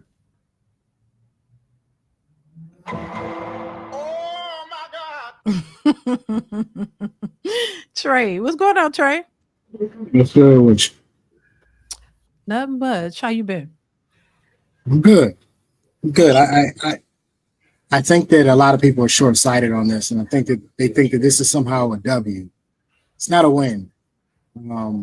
It's a temporary setback for them, but you can almost guarantee that they're going to come out in droves and they're going to vote in the midterms to get those things overturned from red to blue. And in 2028, they're going to come out in droves and they're going to vote to get a Democrat into the White House, to get a liberal into the White House. Now, whether or not it actually happens, we'll find out in the long run. But they're going to work extremely hard. As a matter of fact, I don't know if you guys are paying attention, but in the news today, Kamala's saying she's thinking about running again. That's going to be yeah. And she said it's on her mind to run again. That's going to be the issue going forward.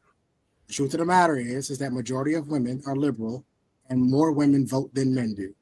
So you have a little bit of an issue come 2028. So yeah, I mean, you look, it's fun. You can make all the videos you want to make, enjoy it, and get as much of this YouTube money as you possibly can now with these people on TikTok, because at the end of the day, I just don't see this as a W. I don't see this as a win. I see this as a very short-term setback for them, and that they're going to try to come back even harder in the future. On the flip side of that, I don't quite feel bad for them. I see a bunch of videos on TikTok of women doing grocery hauls. There's a woman who said she got $4,100 from the government, which I thought was insane. I've never even got a $4,100 tax return back when I was working. So she got a $4,100, food stamps or whatever, EBT, whatever the hell it was. She got it from the government.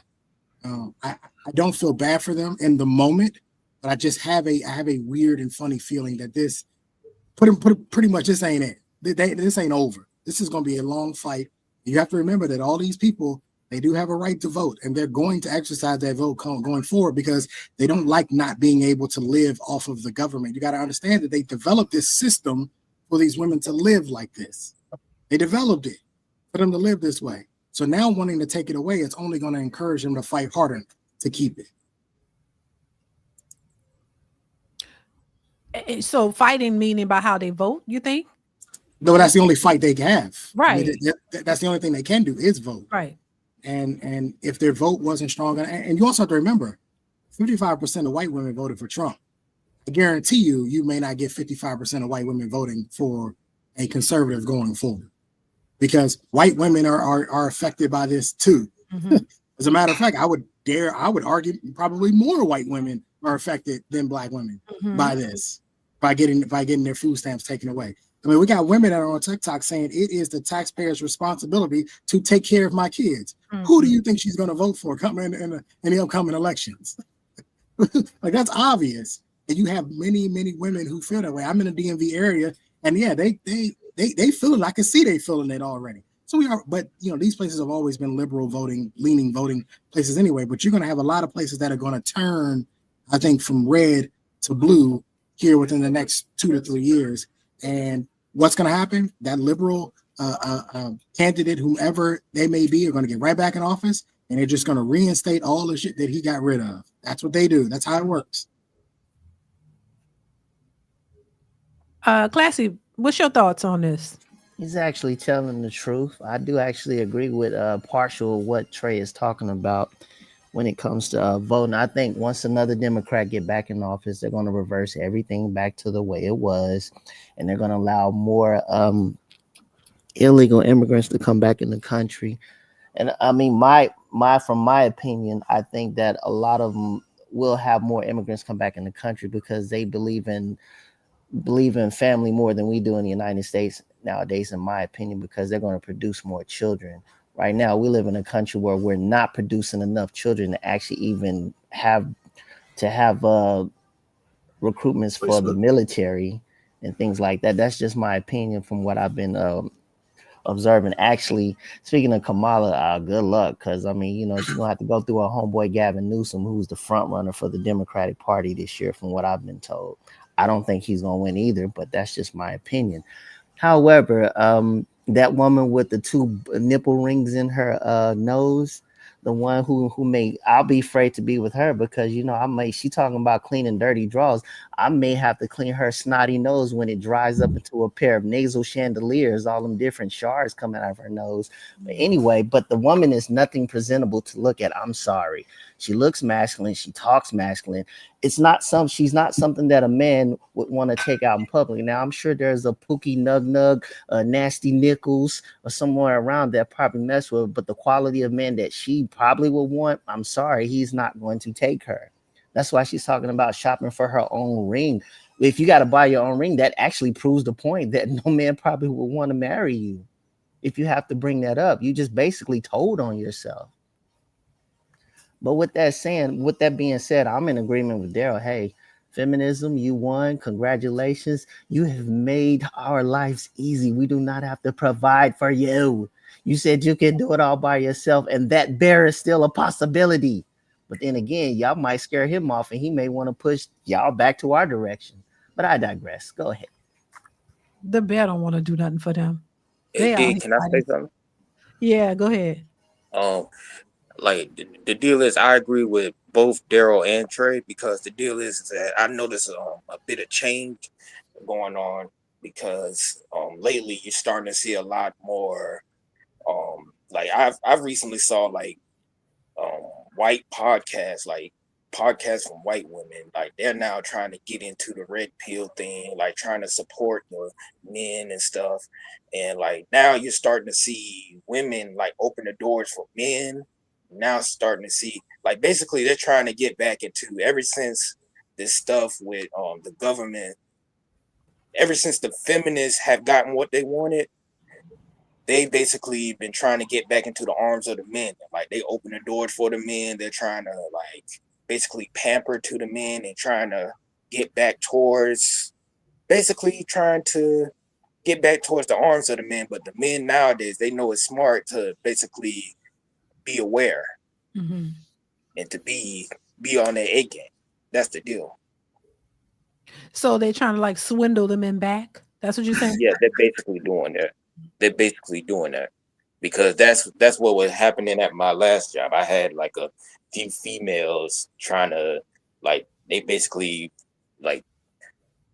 thought like they could swindle me, and like I had to put like a doggone what's that thing, like a cup, like a football cup on my jock strap or something like that on. Well, that's too much info, but what's talking about the scrotal cup? But like that's how much they're gonna swindle you. Like they're gonna be going after you because they want a new man now, because they want a man. They want a man nowadays. They going back after the men because of how much they made a mistake with this feminist movement. Like the sisterhood is falling apart, boss chick, this and that, all this crap. Like that's gone out the window. That's gone out the window. Like sooner or later, it's not like a huge win right now, but sooner or later, it's like we're gradually coming up towards the breaking point. If so you know what I mean. y'all gonna be, No, we're not. Y'all gonna start getting the hey big head texts? The hey big head texts have never stopped, DeeDee, for most men. Yeah, that's not. Here's a problem with a lot of these red pill guys. These red pill guys think that holding the line and all this other nonsense that they say is going to make these women break. They are never going back to the kitchen. They are never going back to Sharia law. It's never going to happen. I don't know why these red pill guys think that that's not how this works. They are not going to return to 1920s before they could vote. It's not going to happen. I agree. And we have men standing around thinking, "Oh yeah, these women, yeah, they gonna have to go back because we gonna ice them out. They don't care, bro. You have to understand something. They don't give a damn, and stop allowing social media to be your North Star, as in it's real. It's not real. There's only one demographic of group that's projected to have an increase in marriage over the next 4 years. That's black men. All the rest of them still are going to take an L. We're the only ones that are probably going to get married more. And guess what? It's not going to be to black women. That was my argument to old boy and what he was saying about black men getting married. Black men getting married to black women, it only counts if they get married. Outside of getting married, they're not marrying. The majority of black men are not married. Only 30% of black men are married. That means 70% of black men are not getting married. That 25% of black women are married. That means 75% of black women are not married. Meaning black men are not choosing black women. I don't know where they come up with this. They're only choosing them if they actually do decide to get married. And in most cases, black men are not looking to get married. But isn't that due to the state of the dating market and how, looking at the modern woman? Is that why at this point? What's really changed? They were shaking ass in the 1990s when I was growing up. What's new? Even back in the 70s, they were shaking booty cheeks. Yeah, what's new? Now you're going back to my era now. What are black women doing today that they were not doing 30 years ago? Yeah, but you don't think that because of social media and the mentality that they have now is worse than it was back then? Like they really, like you say, they're never going to go back to, the way it was. So don't you think it's gotten worse as far as the mentality? No. Of you think, and social media with all of that? Social media made it worse, don't think? No, I don't think that it's gotten worse. I think that it's gotten exposed. I think there's a lot of people who did not know, oh my God, there's a Black Bike Week. I had no idea that the women were down there doing some crazy stuff.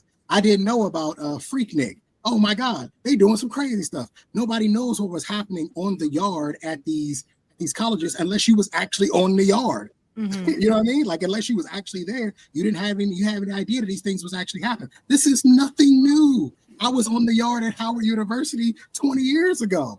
They was doing the same shit then that they doing now. The only difference is that social media, now somebody holding the camera and putting it on TikTok. That's the only difference now. And so now the masses are starting to see, oh my God, women are not wholesome, innocent, and pure. Right. They're not wholesome. They've never been wholesome, innocent, and pure, sir. Many men who thought they were getting married to virgins back in the day were not getting married to virgins. She was lying. I see his point. Yeah, I see. Let me let I think. Go ahead, Daniel, and then I want to let Sandra get in here because I want to hear what you Oh, I want to say one thing, Sandra Faye. I'm subscribed to your page. Yay! I like it. But go ahead. I'm sorry. I didn't mean to interrupt the discussion. Go ahead. Good. And make sure y'all go subscribe to her channel. Put the link of her channel in the chat, you guys, in the chat. What she be talking about? We're gonna let her stuff. Good stuff. Daniel, you want to chime in, Daniel, real quick? Turn on us. Yeah, I'll be the judge of that. All right, what up, everybody? Sandra, don't pay him no. See the one that trade, don't pay him no mind, child. Go ahead, Daniel. I want to co-sign on what Trey said about how the women have been. I agree that the women have been this way, but the only difference is that it's a little bit more, more exposed, not just exposed, but also more prevalent as well. Cause back in the day, there used to be more shame and accountability. Nowadays, modern women, they don't care about accountability and they don't care about shame. So they will, if you go on TikTok, there's actually, and I'm a little ashamed to say this, but there's a section of TikTok called 3 or 4 TikTok, where you actually have these women describing their day as a 3 or 4 with no shame whatsoever. And the problem is, if you look at just look at the Black community, there's a lot of women in the Black community that have no shame whatsoever. And the reason they don't have shame is that the older women, instead of them calling the mess out, they won't sit there and co-sign it. So how can we get anything better if the BS is never called out. You call it out all you want, but they just gonna monetize it now. They monetize shame. You call it out all you want. You call it out till you blue in the face. Go to the tallest mountain and scream it from the mountaintops. And you know what these girls gonna do? They're gonna get a camera, they're gonna go on TikTok, and they're gonna make $1 off of you shaming them.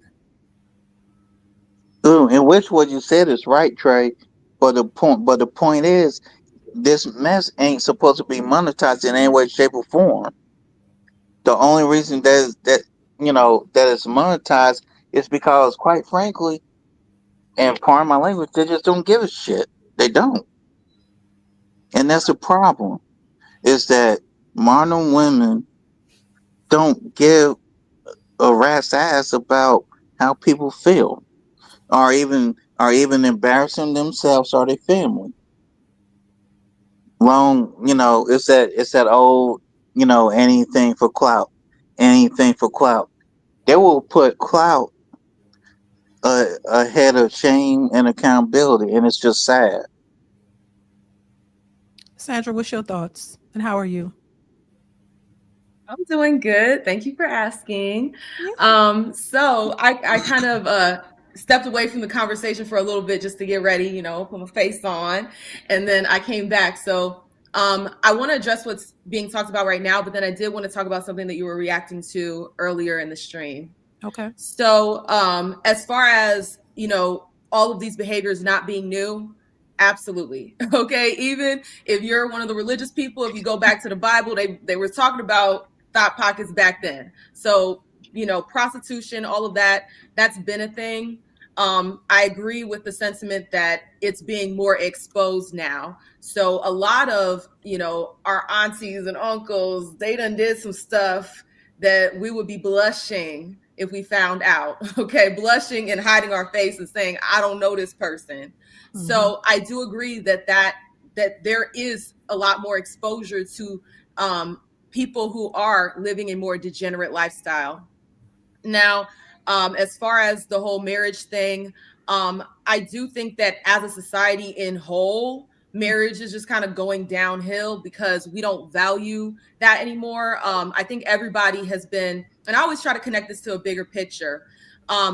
Everybody is being conditioned to do that, right? All of these things are not coming out of nowhere. We've been propagandized for a very long time, way before I was even born. We've been being propagandized to dislike each other. We've been propagandized to, feed into 304 culture, promiscuity, all of these things. We've been propagandized into not prioritizing family and children, all of this, because there has been a big push for depopulation. So a lot of people don't want to talk about that aspect of it, but even looking back at like my life choices, and you examine everybody's life choices, you will realize that as woke or as aware as we may think we are, in some way, shape, or form, we've all been propagandized in some fashion. Okay. Now we can wake up to it and try to break free from that process of thinking, but we've all been propagandized in some way, shape, or form. That's why we have these huge gender wars where everyone is just fighting and pushing back at each other. So this has been manufactured, right? So I think that, yes, there is personal accountability. Whenever I talk about this issue, like a lot of times people will be like, oh, it's just, you're just trying to scapegoat account. No, it's not that. Two things can be true at the same time.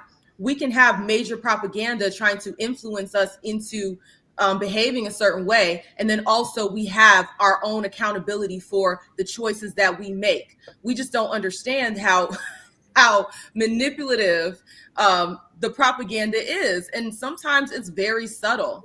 Sometimes it's very subtle to where you basically think it's your own idea. The whole time, these were seeds that have been planted and watered throughout time, starting with, your great grandmother. Okay. Mm-hmm. And then that's getting passed down from generation to generation. So all of this gender war, it's nothing new under the sun, but it is for a purpose. The elitists want us to die off as much as possible because they want to depopulate the earth. And this doesn't just show up in our relationships, it's showing up in other aspects of our lives. So that's just something that we need to keep in mind whenever we're having this conversation, so that we have a nuanced perspective and we're able to not just sit and wag the finger at each other, but actually come to the table and have real conversations and then come up with real solutions. Because wagging the finger isn't the only aspect of solving this problem. I'm 100% here for shame. Okay, we need to bring shame back. I agree 1000%, but that is not the only thing that we need to do in order to fix these problems. These problems are very well rooted in our society, in the fabric of society, and it's not just showing up in our dating. Okay, it's not just showing up in how we're viewing the opposite sex. It's showing up everywhere. Yeah. Go ahead. Who was that? Can I speak to that? Go ahead. Yeah. You know, what entity out there do we know that uses class struggle, like you just said, this indoctrination you speak of, or this propaganda that is coming to us? I just question where it's coming from. I question who else uses resentment politics in this world, or who uses terror and fear in this world. The one large party, the officially atheist party that I know, is the Communist Party of China, who would absolutely love to see a depopulated America, who would absolutely love to see a fearful and broken America with broken families, which is the nucleus of our family. And I keep going back to that. I'm on a lot of, I'm going down the rabbit hole with communist history. And I'm like, wow, they got into America. They got into our institutions. They got into our schools. They got into our politics. They got into our food, and now I guess to Trey's point earlier, we'll see what happens in midterms. We're going to see what happens in New York with this Mondami guy talking about free everything. And I hope this guy wins in New York so that we can see this entire plan fall on its face and everyone can put communism down. Everyone can put socialism down and the class struggles and the resentments. And maybe we can actually have cohesive families again after that is my thoughts. Let me address this propaganda thing.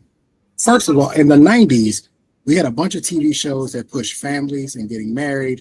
There's a Cosby Show, Different World, Fresh Prince of Bel-Air, Family Matters, all types of shows. And they were talking about family. And the marriage rates continue to decline. It ain't got nothing to do with any of that. The fact of the matter is that women were given a taste of independence and freedom. They liked the way it tasted. They said, I am never going hungry again. Point blank, period. That's the end of it. We are never going back to a time where women feel like they are oppressed, where women feel like they have to be under the leadership of a man. It's not going to happen. Yeah, that's what the communists said. Yeah, it's just not going to happen. At the end of the day, it's not going to happen. We have to accept that there is a new reality. Interest rates used to be 2%. We're never going back to 2%. 6% is the new interest rate now. Get over it. Move on. like this idea that we're going back to a time in which we perceive things to be better when in actuality they really weren't better. We just didn't know what we didn't know. It's not happening. At the end of the day, you're probably going to get a female president within the next 2 to 3 elections. It's probably going to happen. Communism and socialism is going to run rampant. It's going to be strong. They want this to work. They want universal basic income. It's all going to happen. Like, they want this to happen. And at the end of the day, those who make the decisions, the oligarchs of this country who make the decisions, they're going to have exactly what they want. All these people who keep talking about, well, we'll just starve them out and we won't go to this, we won't go to that. That's exactly what they want. They're talking about Vegas. Well, Vegas is empty. That's what they want. They don't want your broke ass down there. That's exactly what they want. They only want the people with money. So if you ain't down there, good. We're talking about, I'm in the DMV. They're talking about, oh, they're building a new stadium for the Commanders, and the price is going to be outrageous. That's exactly what they want. They don't want your broke ass there because you can't afford nothing. So you need to understand this. There's a new day coming, and that in essence has nothing to do with who sits at the top seat. That's just going to be the way it is, and they're going to be giving money to people to try to continue to make this happen. But this whole socialism doesn't work. I don't know why we want to do this so bad. It doesn't work. Any of the countries that use socialism are failed countries. It doesn't work. It doesn't work. But yet we're going to try it anyway And now America's going to be a failed country. And the only way to get it to go back to being capitalism is we're going to have to get people to understand that you are in competition in this country with everything, dating, innovation, professionalism, education. You are in competition at all times. You have to understand that we are not all equal. There's levels to this game. We got to understand that. Well, let me ask you this real quick. Then I want Arpain to chime in. So you don't think that they're putting things in place, and I'm just asking because I don't know.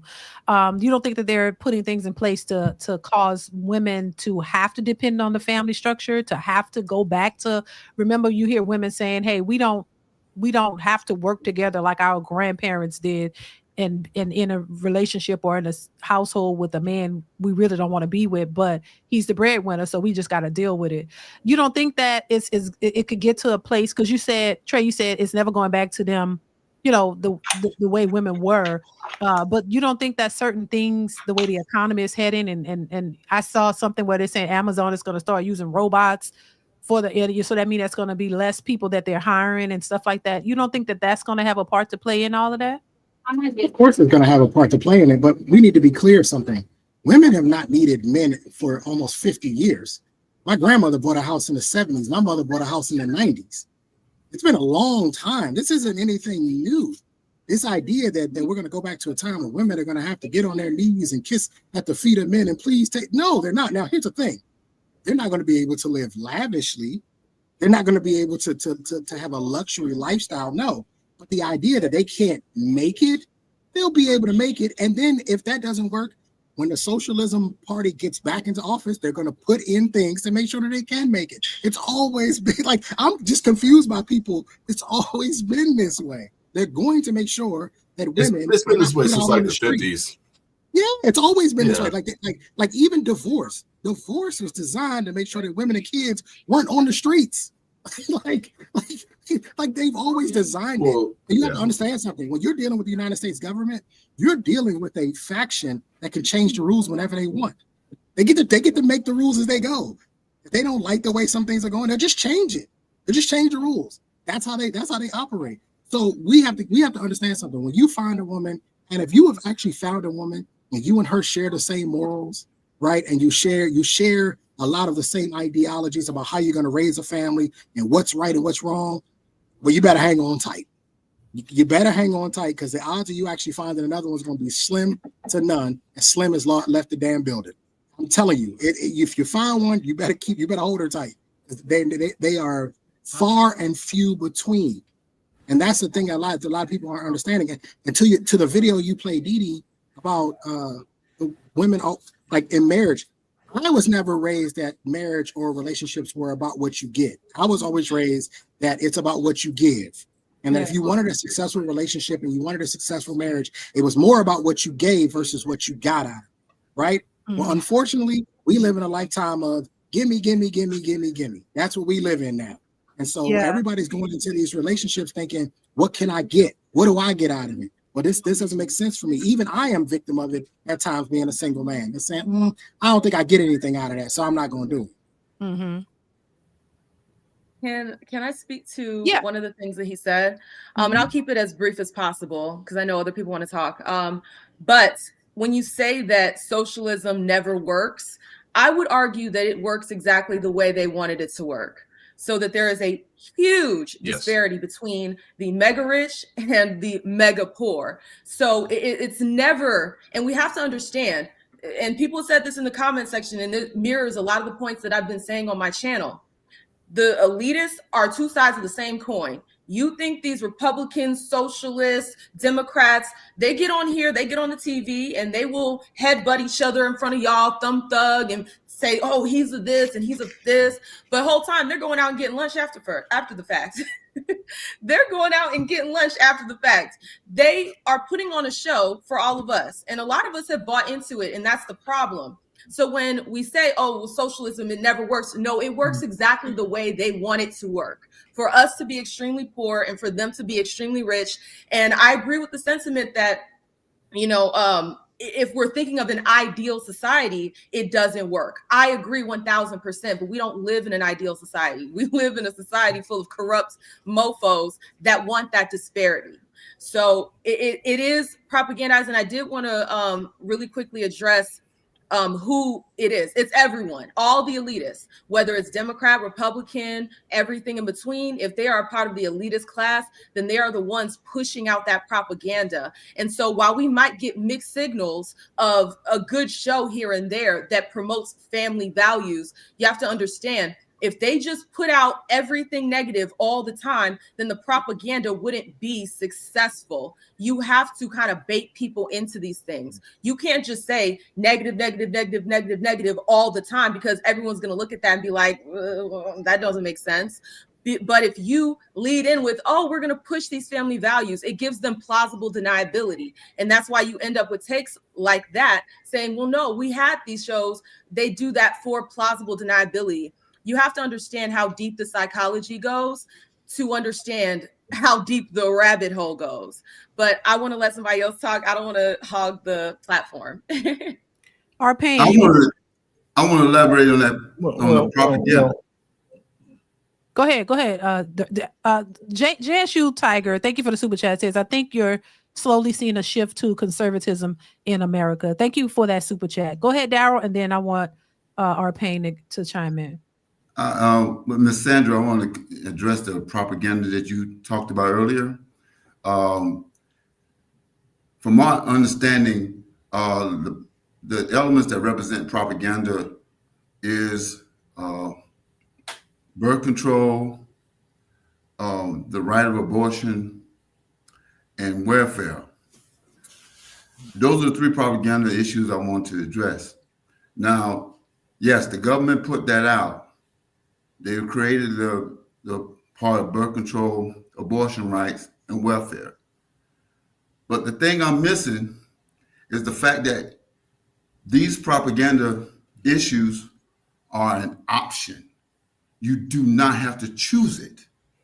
It's an option. It's made available. And the thing I'm getting is, with the battle between the genders, is no battle, really. It's the fact that the women are choosing the government over the man. Instead of choosing being with the man, make a family, and doing that, they're choosing the birth control. They're choosing the right for abortion. They're choosing to go on welfare when they can also choose the man. But when they do that, they go right back around and blame the government. But you chose them. The government made all these propaganda issues available to you. You choose them, but then you blame the same people that gave you, that made available the propaganda. But the man is standing right there. Been right there the whole time. Since before time, since Bible age, the man was right there. And when the propaganda is made available, you have the right of choice. And that's what I'm missing. You want to blame everything, the propaganda, but it's a choice. Well, not necessarily. Well, I did say that earlier. Before you go, sister, let me jump in. I'll stay on the propaganda thing, but not necessarily, because I was there. When the birth control pill came out, it was 1960. Right? The ladies who had daughters put their daughters on birth control at 14 to 16 years old to protect them. But the backdrop to that was that they also tacitly told these girls that they could have sex without getting in trouble. So even though women made a choice, the mothers made a choice to give it to them, and the mothers were taking it too. And then a sexual revolution started because women chose to have sex without consequence. And and men, we were down for it. So, yeah, women chose, but it was still programming. It was still propaganda. Men made the pill. They could have had this nefarious thing. They didn't talk about the hormonal problem, none of that shit. But I remember young girls popping those shits because their mother told them to. When they were 14 and 15 and 16. These were the baby boomer girls, by the way. Wait a second. You talk, let me finish. A lot of people blame a lot of shit on baby boomers, but they were 14 and 15, but they started the pill real early, and so they took that into their adult years, and they were jamming like crazy. Listen, I got married in '87, And let me tell you, that was a long time ago. And well, two things. When I went to school, there were more women in school than men, even back in the 70s. So this whole flex about women being the most enrolled and all that shit, it's all been bullshit for a long time. They were more back then too. And then when I got married, I didn't have none of my prerequisites for my wife was that she had to be a virgin. And that was 1987.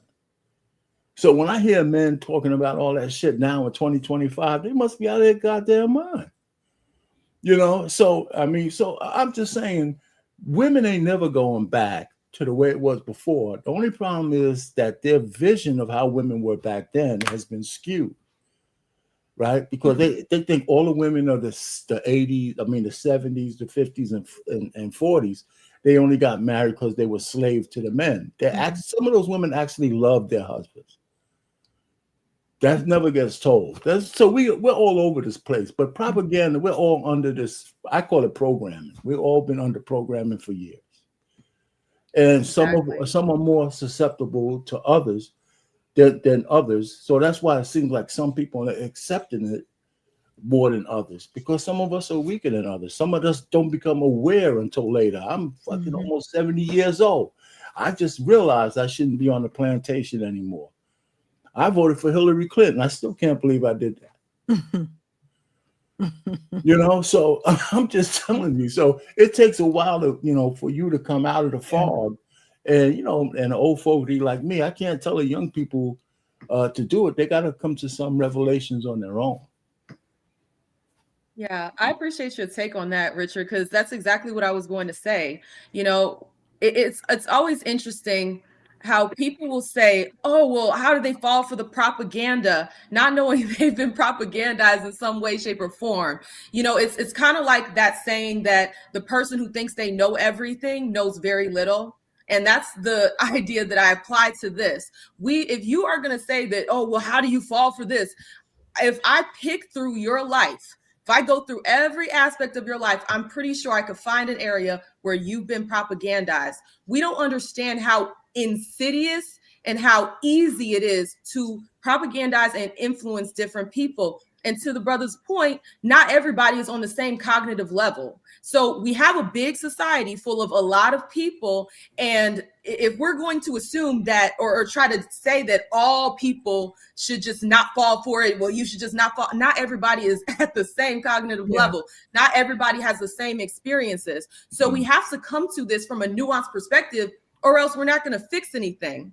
And so I'm not a doom and gloomer, at least not yet. I don't know. Maybe in a few years, I see enough nonsense. Maybe I will be a doom and gloomer too.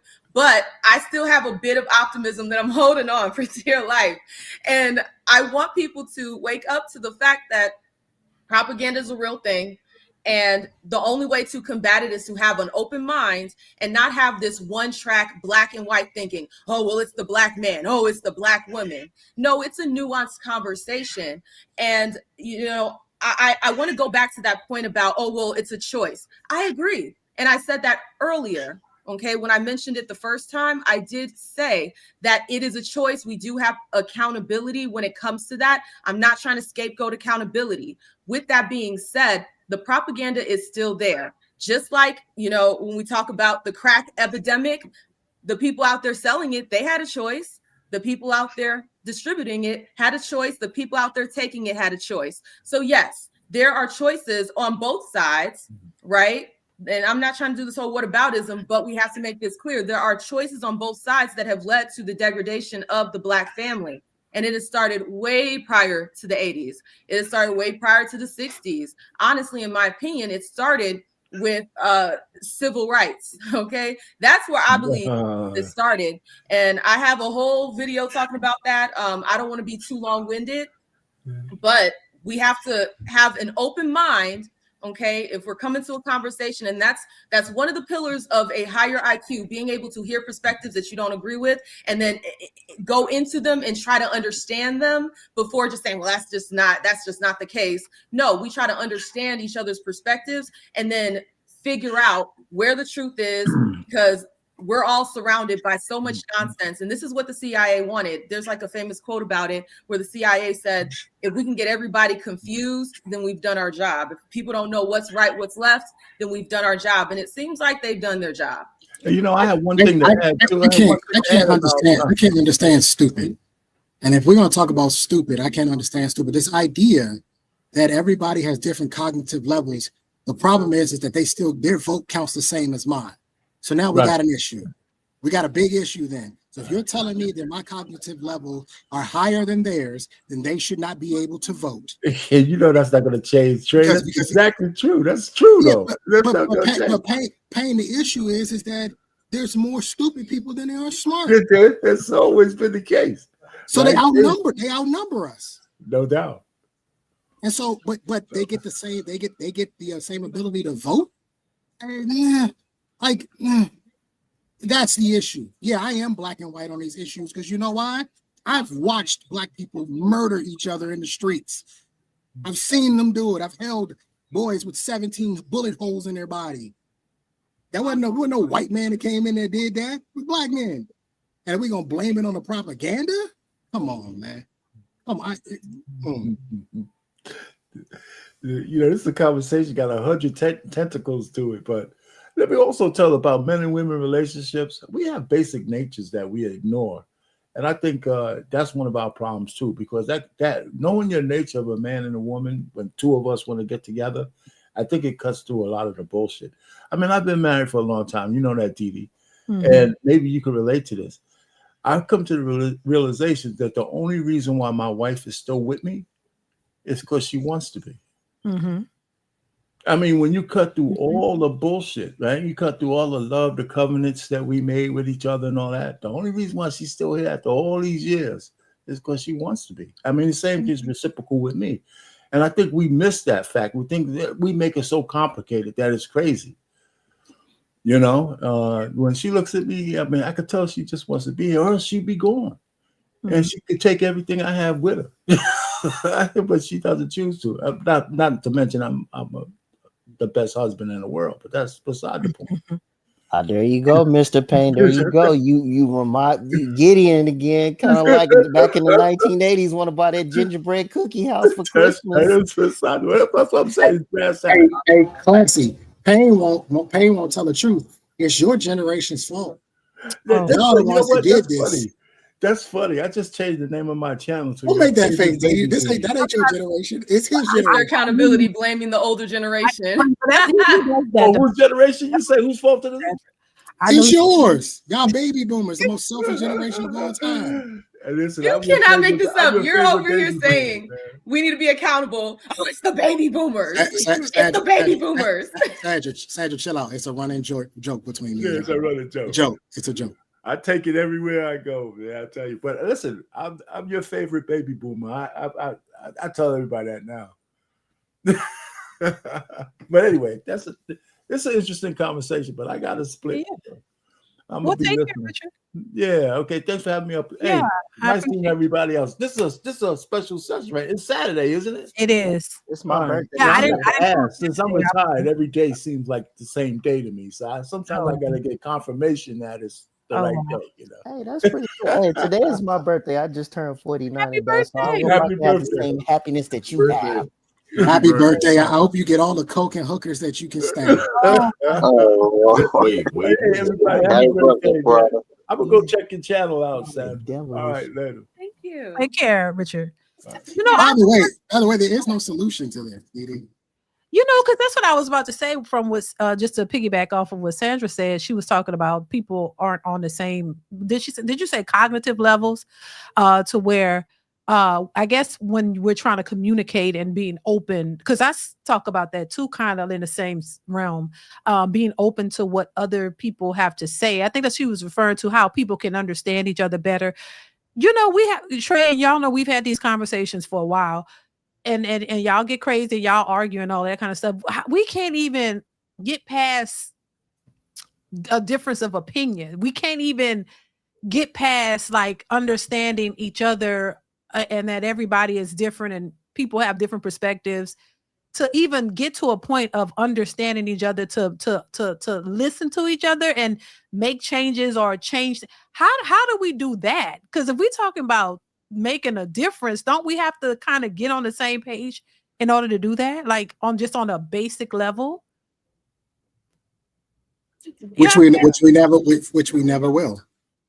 The Black community in itself is filled with all types of different thoughts and ideologies, personalities, religious beliefs, and so on. Yeah. So this idea that we're all going to come together and kumbaya at the end of the day, it's not going to happen. It's not going to happen. I'm a conservative.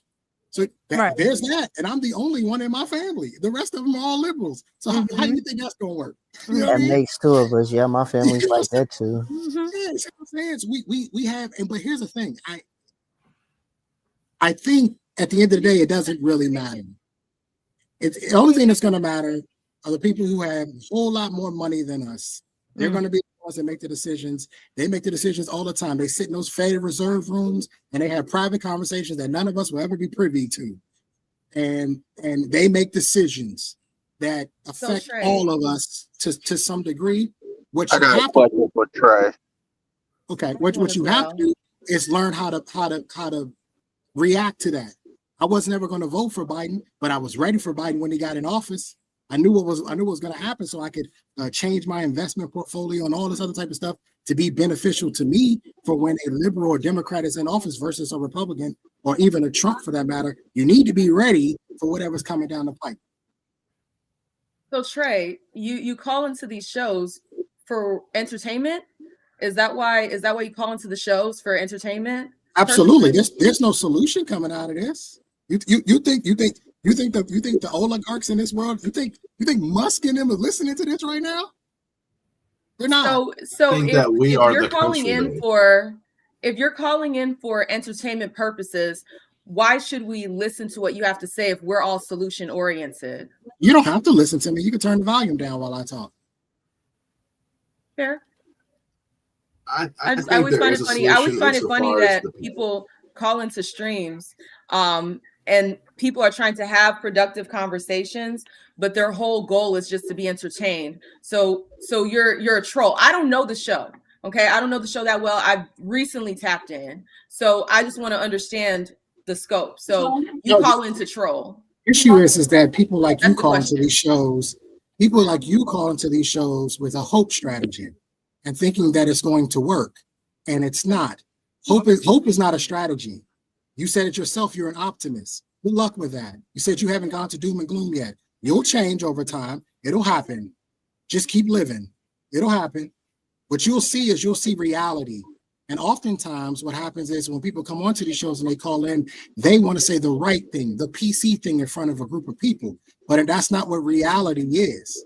The reality is that it's nasty out here. The reality is that 600,000 Black women got fired. The reality is that the federal government is down right now, and it's the second longest shutdown for a while, and there's no end in sight. That's the reality. The reality is that I live in the DMV. 5 people got killed last night. That's the reality. Oh my God.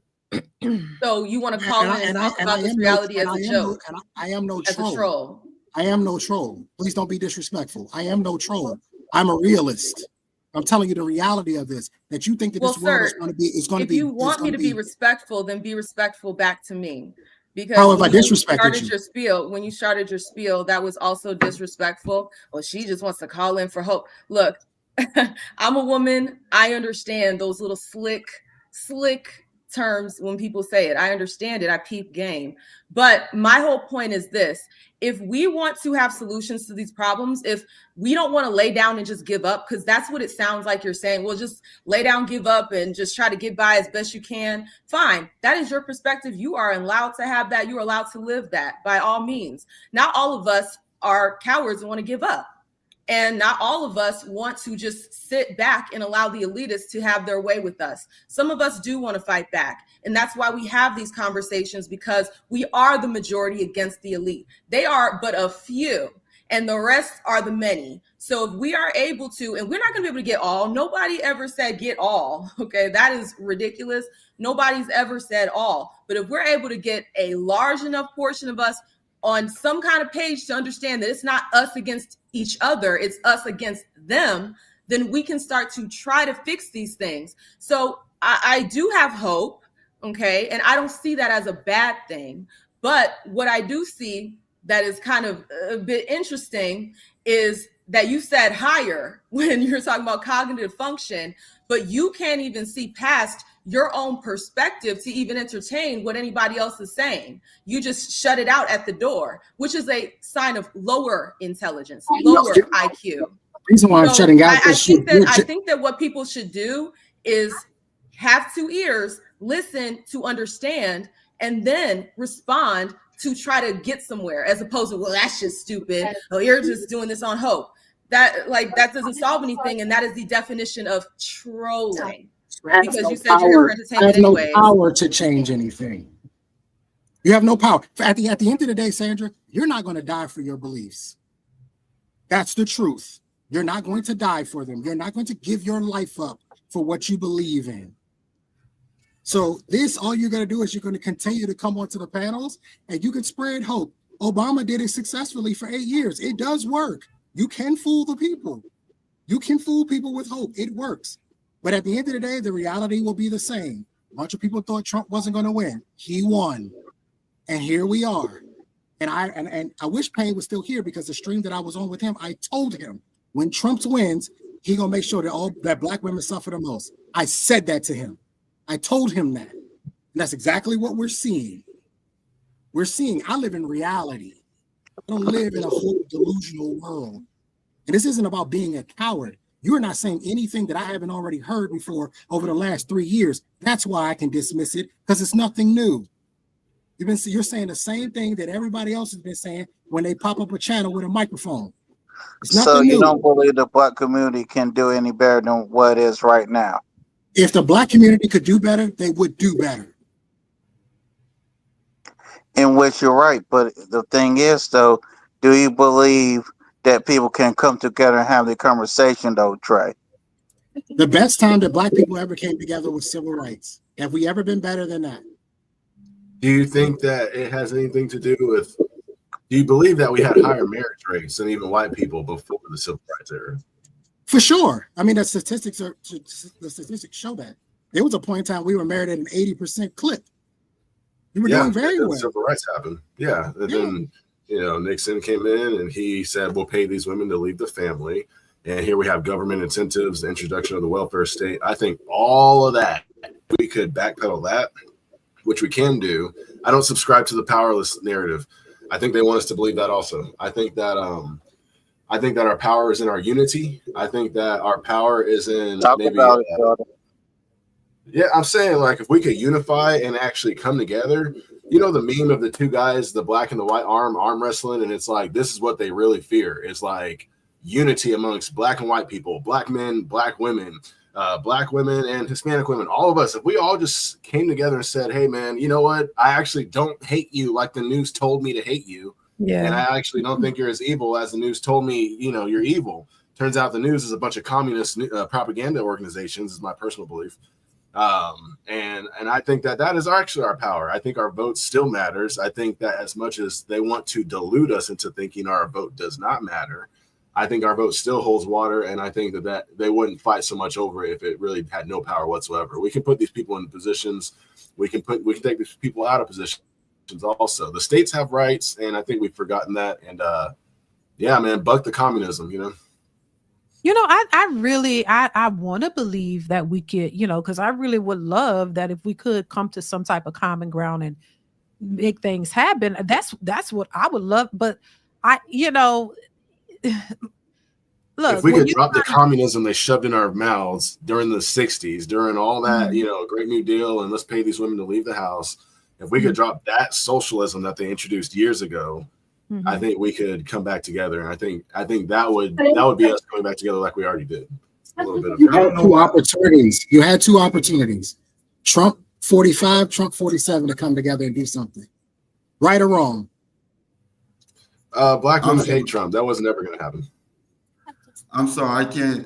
My question remains the same. You had 2 opportunities to actually do something to change the course of history. 2. Hillary Clinton and Kamala Harris. Did it work? Kamala had no plan, brother. Did it work? I don't understand what you're saying. Right. Derek, what were you about to say? No, it didn't work. The fact of the matter is Yeah, that coming together does not work because you have too many independent minds. I don't, obviously, even on this panel, I don't think like y'all. Trey, how is it that me and Sandra are gonna ever work together? We don't think alike. Trey, I beg to differ. I beg to differ. I'm gonna tell you why. See, I come from a time when I still remember seeing the white only signs. I still remember that. I come back in that day. And you saying that black people can't come together and get something done. We came a long way. What the priority at the time was freedom. And now the priority is peace. That's it. Freedom and peace. And that can be accomplished getting together. But the thing about it is, the thing about it is now we got the freedom, we can have the peace, but somehow it seems to be some type of controversy. And everybody has their different ideas of what the controversy is. Back in my day, when I was growing up, there was only one fight, and that was for freedom. That was it. That was the fight. So everybody knew what we was fighting for, so it was easy for all of us to collaborate, get together, and go for that, and reach that goal. Mission accomplished. And guess who did it, Trey? It was black people. Black people got together, got their resources together, and got the freedom. Now we're free to do just as much as any other race, any other nationality. We can do it. But like I said, I came back in that day. But the difference is now we need to know what we want to fight for. What is it we're fighting for? We got so many different subjects that we're talking about. We don't know what we want to fight for. I haven't lost hope in black people, Trey, is that we can do what we want to do, but we need to find out what we're fighting for. What is the goal? What do we want to do? What is that we need, or what that we're missing out on? What are we being oppressed by? That's it.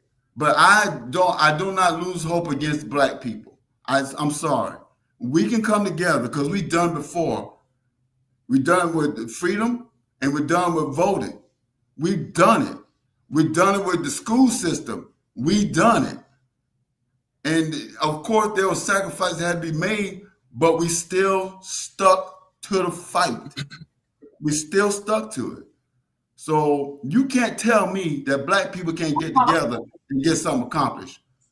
Is the black community better now? Is the black community better now, or was it better in the 60s?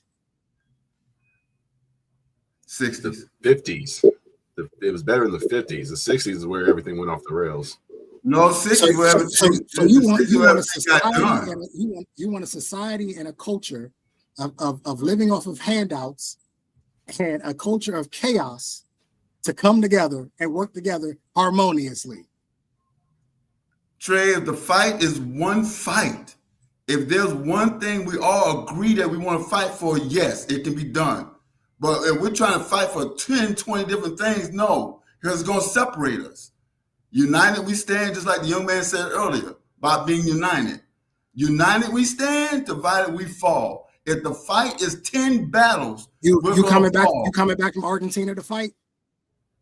Absolutely. If I agree on what the fight is, I sure will.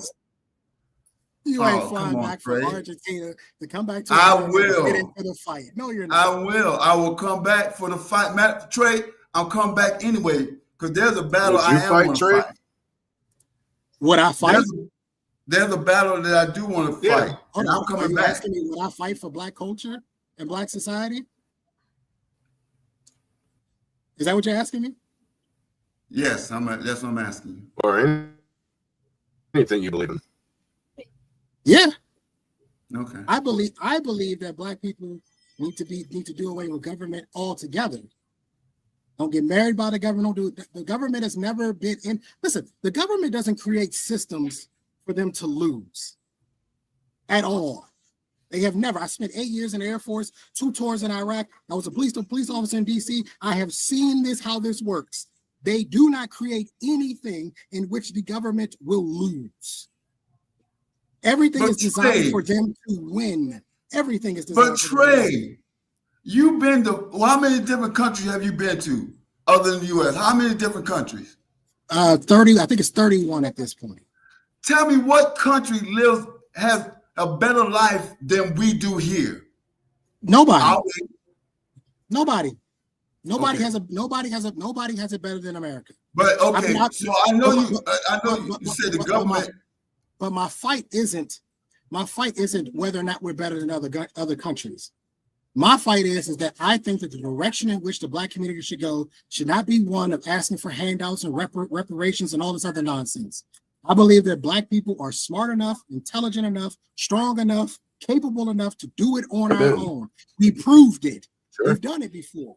That I just said earlier, that we proved that we can unite and win. The current leadership in the so-called Black community is always going back and saying, well, you need to give us this and you need to give us that because our ancestors and this and that. And that's why she's having the topic she's having now. They're crashing out over food stamps. There should be no crash out over food stamps. Because you shouldn't be on them. That's where I'm at with this. Well, I mean, let me read this super chat, then I'm gonna ask a question. Chris Creative, thank you for the super chat. Says Black women vote 90% Democrat. Black people used to be the top minority. With open borders, Latinos are the top by 30 million. Blacks vote for their own doom. What's your thoughts on that? Thank you, Chris, for the super chat. I appreciate you. So once again, I'm just asking: is there a solution? If we can't get on the same page, people have been saying this for years, though. I've been hearing this for years. Oh, Black people, they're never going to change because you can't even get on the same. Y'all, we all think differently. We can't get on the same page, and I don't think a lot of people really know what they're fighting for or what they want to fight for. I think some people ain't fighting for nothing. They don't have no agenda or anything. So that's all I need to know. What are you fighting for? Thank you, Mrs. DeeDee. I will ask you that. What's the fight for? What are we fighting for? What is that? What's holding the Black people down? What is it that's holding us down? What's the weight? What's the problem? What's the issue? What are we fighting for? That's all I need to know. I'm afraid there might not be an answer to that question, which I guess is the point of what you're saying. I think that, if you're asking me personally, I'm here for fathers' rights. I think most social contagions and social ills could solve themselves in like 1 or 2 generations if you put fathers back in the house to be the stability for these kids, to say, hey, man, you're going to have to work. Yeah, because the government's not going to, well, they will, but you don't want government handouts. And here's a better idea. What about this idea? What about that idea? How did that work for you? And for the father and mother to create an environment where kids can fail with some like guardrails before they get out into the real world and fail on the voting block and vote us into socialism. But that's Sandra. What do you think? Is there a North Star for the Black community, or what would you say? I think there could be, but only when we understand exactly how programmed we've been, right? So you have people programmed into this whole feminist ideology. You have people programmed into doom and gloom. There's this really good scene from A Bug's Life where this is an old school movie. If you've seen it before, Bug's Life, where Kevin Spacey's character, he plays the grasshopper, and he's talking to the other grasshoppers. They're like, well, let's just not go back. Okay, we have enough food. We don't need to go back. Let them just be. And he throws the seed at him and says, did that hurt? No. Throws another seed at him. Did that hurt? No. Empties it on his ass. And next thing you know, his little leg is just shaking in the air because he's gone. So he makes this really big speech about how if we allow them to understand that they outnumber us, okay, that they have power in numbers, if we allow them to understand that point, then we're done. Okay, we're done. They will gang up on us and we'll be lights out. So that goes back to the point that I said earlier about everybody falling for propaganda, even the people that they think higher on a higher level. You've been propagandized into thinking that our numbers don't matter, that the elite will just always win. That's also a propagandized mind, a colonized mind, a programmed mind. So, if we really want to turn this thing around, we have to allow ourselves to be vulnerable enough to see where we, all of us, okay, not just everybody else, but look at ourselves too. Where have I been propagandized into believing something that is inherently negative? The idea of lay down, they're going to do it anyways. That's a negative ideology. So it's like, if you want to solve these problems, we have to look at ourselves, figure out where we've been programmed into something that is inherently negative, try to work on fixing it. And through that, we can inspire other people to look at themselves and also fix what they've been programmed to believe. I have a question to that then, Miss Sandra. Let's say I've been programmed to believe I can't have a family. But now I deprogram myself and say, okay, I want to have a family. But guess what my problem is? Feminism. That's what I'm running into. The feminist mindset. So how with this guy who wants to have a family, how do I overcome the negative or the contradiction of feminism to prevent me from having a family? How do I overcome that? So to that point, there's two things that I want to point out. Nothing is guaranteed, and you're not entitled to anything. So I can empathize with wanting a family. I have a family of my own, and I can empathize with wanting and desiring a family. The fact of the matter is, not everybody is going to achieve that because of whatever circumstance. Like, it's just, that's life. Not everybody is going to get everything that they want.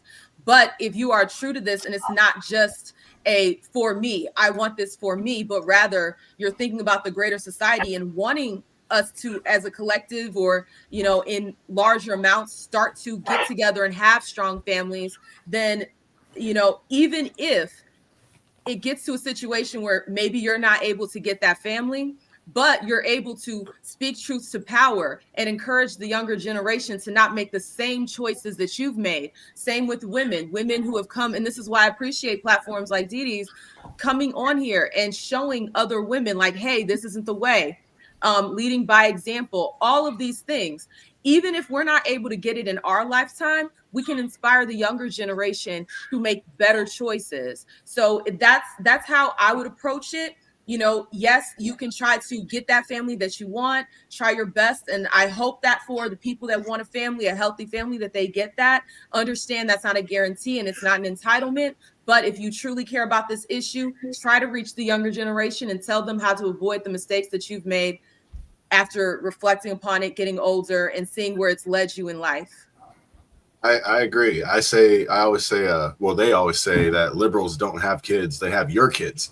And so it's kind of like Trey was saying, like, this will never change. Women will never change, and women's inherent nature, as God made them, will probably never change.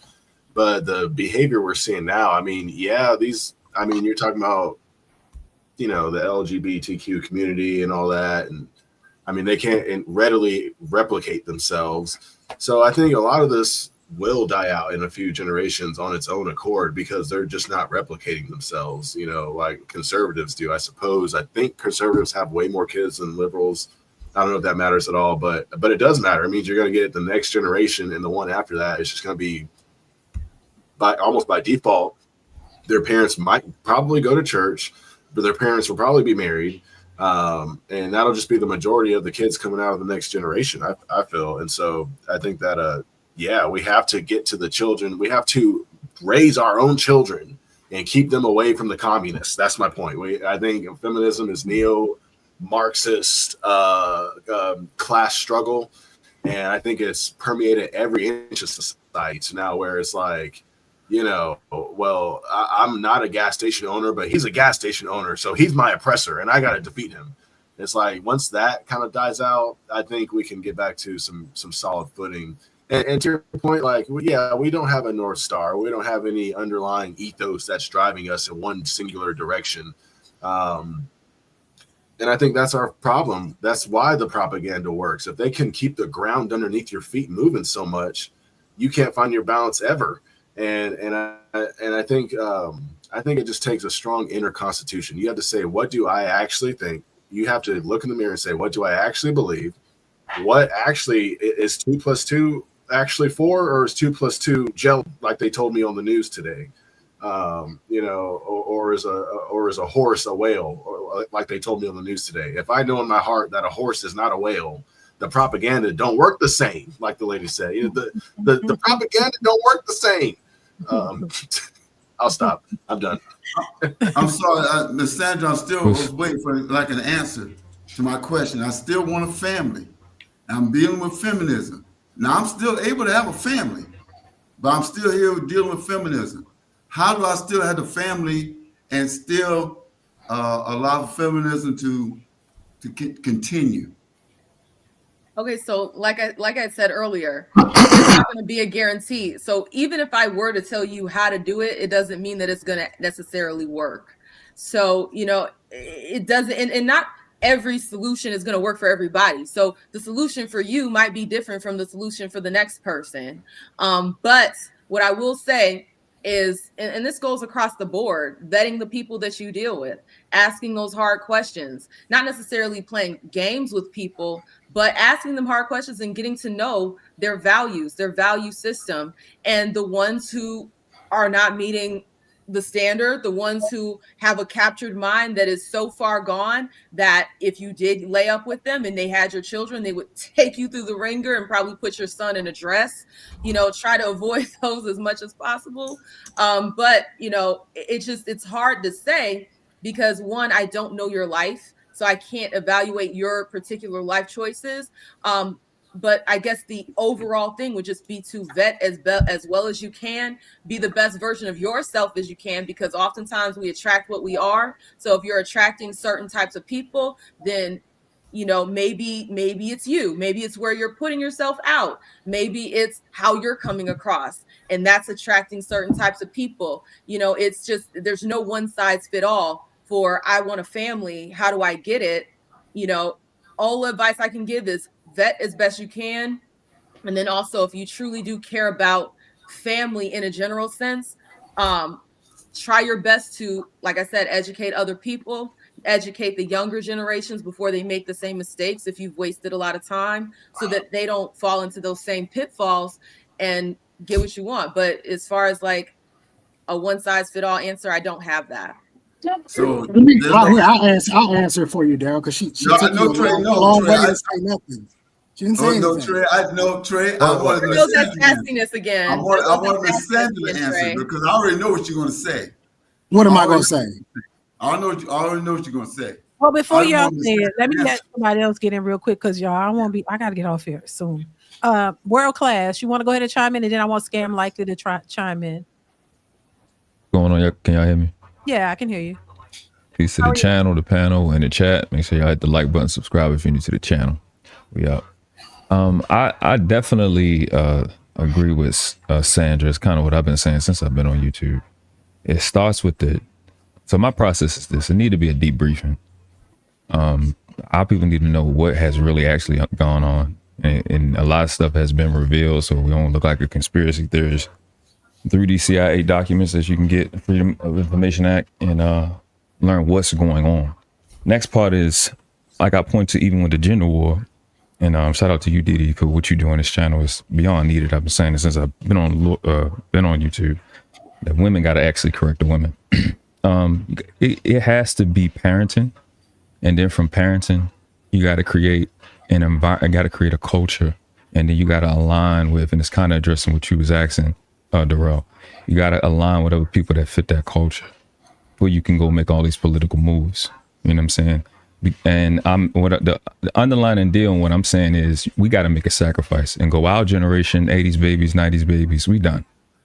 And we really got to invest into these little people. So I got a 9-year-old. It's easy for me to say that because I got a 9-year-old. I got a little boy. So that's the only way I see it getting done. And then actually grooming people, grooming children, giving them a purpose to actually be in these political positions to do what's in our best interest, like everybody else is doing. everybody has done it verbatim, the same thing I just said. So that's my viewpoint on that. Kind of brings it home. That's the perspective I take. Gotcha. Scam likely. What's going on? What's going on? How are you? All is well. It's been a minute.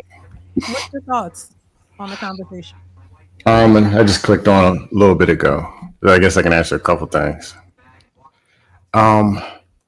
Political is damn near propaganda because it got people thinking that one person or one Messiah is going to come and click some button and change all these individuals. When we have a lot of individuals that won't change their own damn selves with what they already do have or have access to. Or thinking that this is some kind of monolith, we're all going to be the same. And even if that happened, 2 minutes later, somebody's going to step in front of the next one and say, well, I got more than you. That's just what people do. It's what people are. Capitalism ain't going nowhere. We complain about what is, but what are we doing to take advantage of what is? I don't like none of them presidents. Never did. They all ugly. But the same people who can't stand Trump, they were fat when Trump was in office. They were also fat when Obama was in office. And they're probably fat when Bush was there. Most people do the same thing, look the same way, and do the same stupid shit and say the same stupid shit. Probably even me. I don't know. I changed it up a little bit. But the tooth fairy ain't coming. They're not coming into the office. If somebody comes, they might actually come take your money. That's just going to be what it is. Somebody asked, what do you do about feminism to have a family? Embrace feminism. I'll support it. Why? My mom and my dad, they're uglier than me. I don't know how I came out looking all right. I thoroughly doubt that. They're uglier than me, and they were 19 and 17. Now you wrong. Yeah. He went in the Navy. She decided, I can sit at home with two ugly kids and me, my brother and sister. He's the troll, Sandra. Scam likely is the troll. Go ahead, troll. Yeah, I'm head of the troll Illuminati, if you didn't know. It's crazy that she didn't pick up on that. Yeah, but we can sit here and fight and have a gender war in the household, 50-50, feminine and masculine and beat each other up about I'm the pride. Or we could say, hey, I'm in the Navy, I got this. She went and started selling cars and making that money. Therefore, we grew up actually okay. Not like a lot of sour-faced people popping up on these panels. Feminism is an advantage. I don't know why people act like feminism took the men's and threw them out. And my worst complaint people say is it took the men's out the.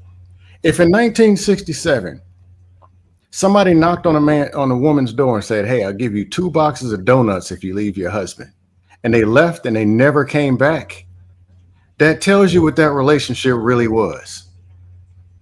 DeeDee, Sandra, y'all are married, right? Well, you know I'm married. Sandra, I don't know. Are you?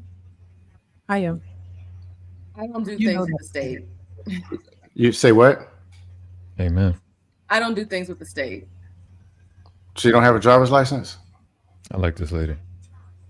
Not like that. When it comes to the whole marriage thing, I don't do things with the state because there's you pay property taxes going on with that. Yeah, well, I'll leave it alone. But when I say I don't do anything with the state, that's called a figure of speech. No, I got you. I'm client, but I got this sweet deal for both of y'all. Y'all kids, they can be raised by you. You're gonna have to do all the work full time, figure out some daycare situation, and I'm gonna move y'all out to the projects about 15 minutes away.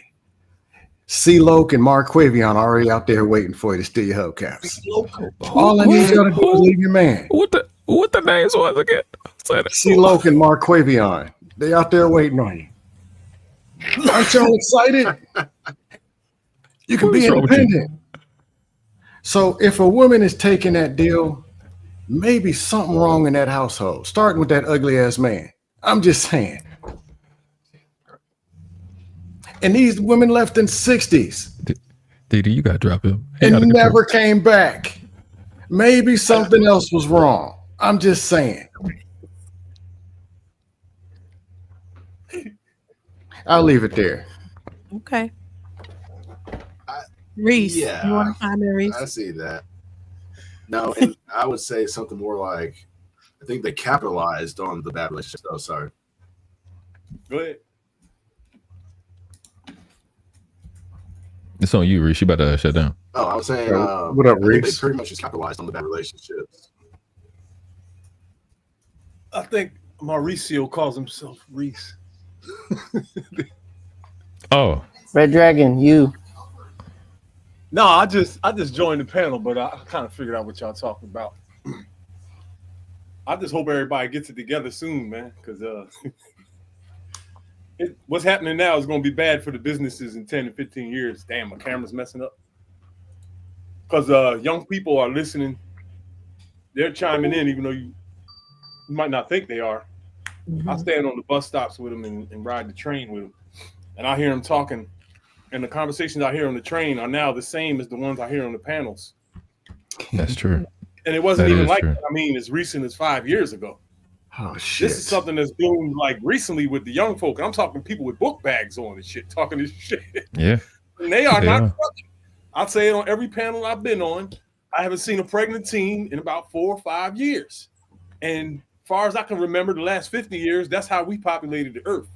So there's going to be a drastic drop, a slowdown, and everyone I see with a kid is 35 or older. So something weird is happening. They're paying attention, and hey, maybe they're getting it together, man, and we can't. Okay.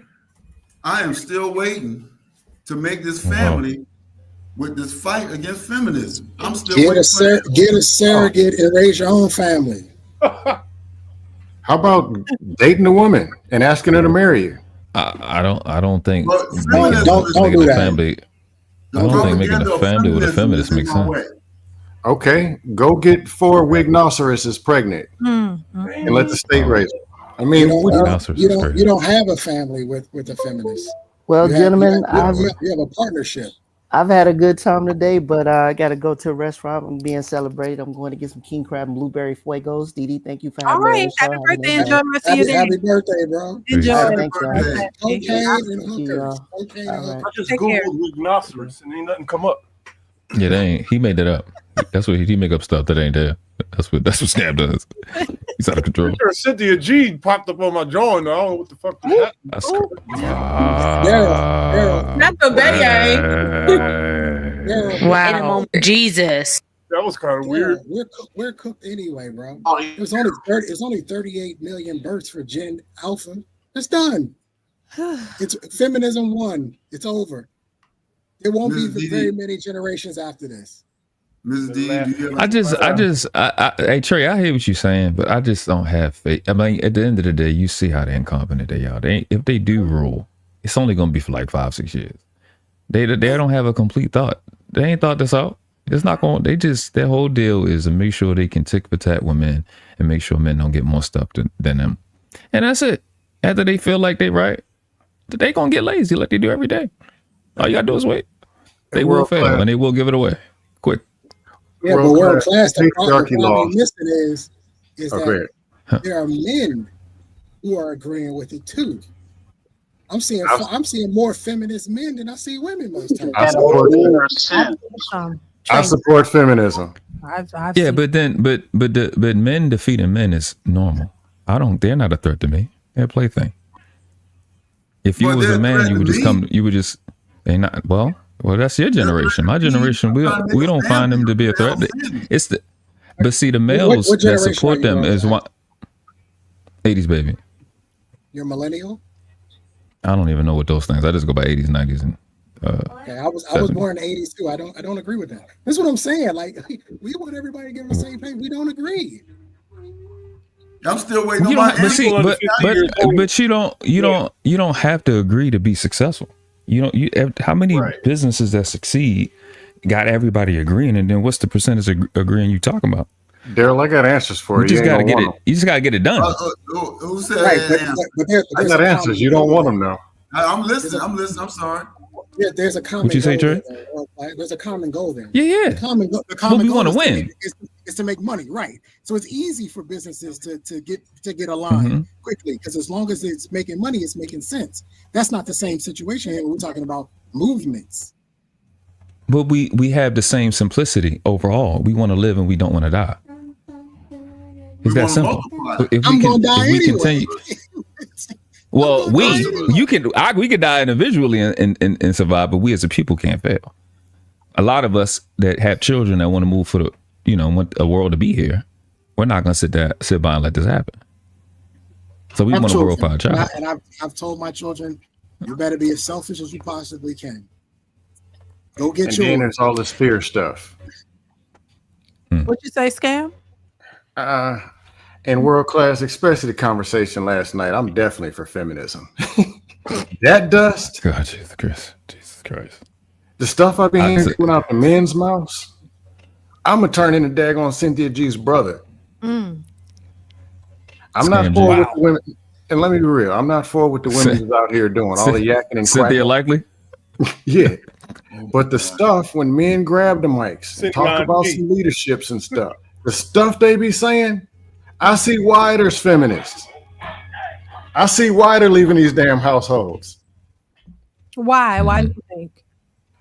DeeDee, have you been on any of these dust panels? No. She ain't been on that. But that's your problem. You've been on the panels. Instead of a cheap date, grab your husband and get some popcorn and click on some of these dust panels and hear these men and women's going back and forth. But Scam, for years, Scam, you keep doing the same would thing. You marry this? Scam, you get tired because of the stuff that you see, but you choose to go watch that stuff. I could take you to a channel where you see man after man after man after man complain about what a chick done did to him and show receipts. I think I told you I was on Mr. Palmer channel and I seen brother after brother, young brother, old brother, of these and showing receipts of, hey man, I'm trying to be in my child life, but this girl won't let me see their baby. And the family helping and his mama helping. But I'm saying it's the value. Happening. But I'm talking more about the extremists complaining about stuff they ain't never even seen, never dealt with. Meat dry as the Sahara Desert, talking about body count for women that they ain't never even smelled. I feel you, right? But at the same time, I got a 9-year-old. Everything that I'm hearing that they go through, my job is to help him avoid it. And that's they're closer to this life that they don't want than you are. So they trying to avoid it. That would make sense for them to have a response to something they ain't been through. Would you say? We have to play. Women are doing the same thing. Defense. There's offense and defense, right? The defense, yes. There's some women out here doing some wild stuff. Throwing babies out the window, selling a vagina on eBay. Yeah. Defense, make sure you ain't over there dealing with it. But the offense is make sure you got some optimism and some kind of confidence and something to where you are somebody where you ain't into this no way. Both do matter. And there's so much on the defense and these people is going to get me, the women's. Where's the offense? Like whenever I say the word communication, here comes more talk. It's the government. Get the government on them. They skip attraction. They skip all that and go straight to the women's is going to get me. Communication and attraction. No one ever talks about. DeeDee, I see you used to scam. Listen, do y'all believe what y'all say about the men? I'm not saying you're wrong. I didn't say you was wrong, but do you believe what y'all say about the men? That most men are not leaders? Y'all say that? Yes. Yeah? All right then. So they're going to respond how men that are not leaders are going to respond. Yeah, and then I'm going to troll them. You know the drill. I'll say something real quick, y'all. Go ahead, y'all, because I'm about to wrap this up. Go ahead. Frederick, hold on, let me read this real quick. Frederick Howard, thank you for the super chat. He says 54% of Black men are single and childless. Where is all these babies coming from? Do the average men have better standards? Thank you, Frederick, for the super chat. I appreciate you. Anybody want to answer what he just asked? He said, "What all the babies come from?"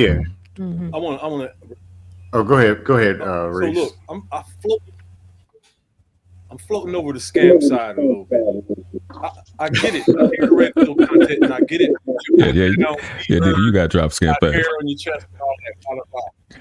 But in my experience, I've had more effect on women by conversating with them than dictating.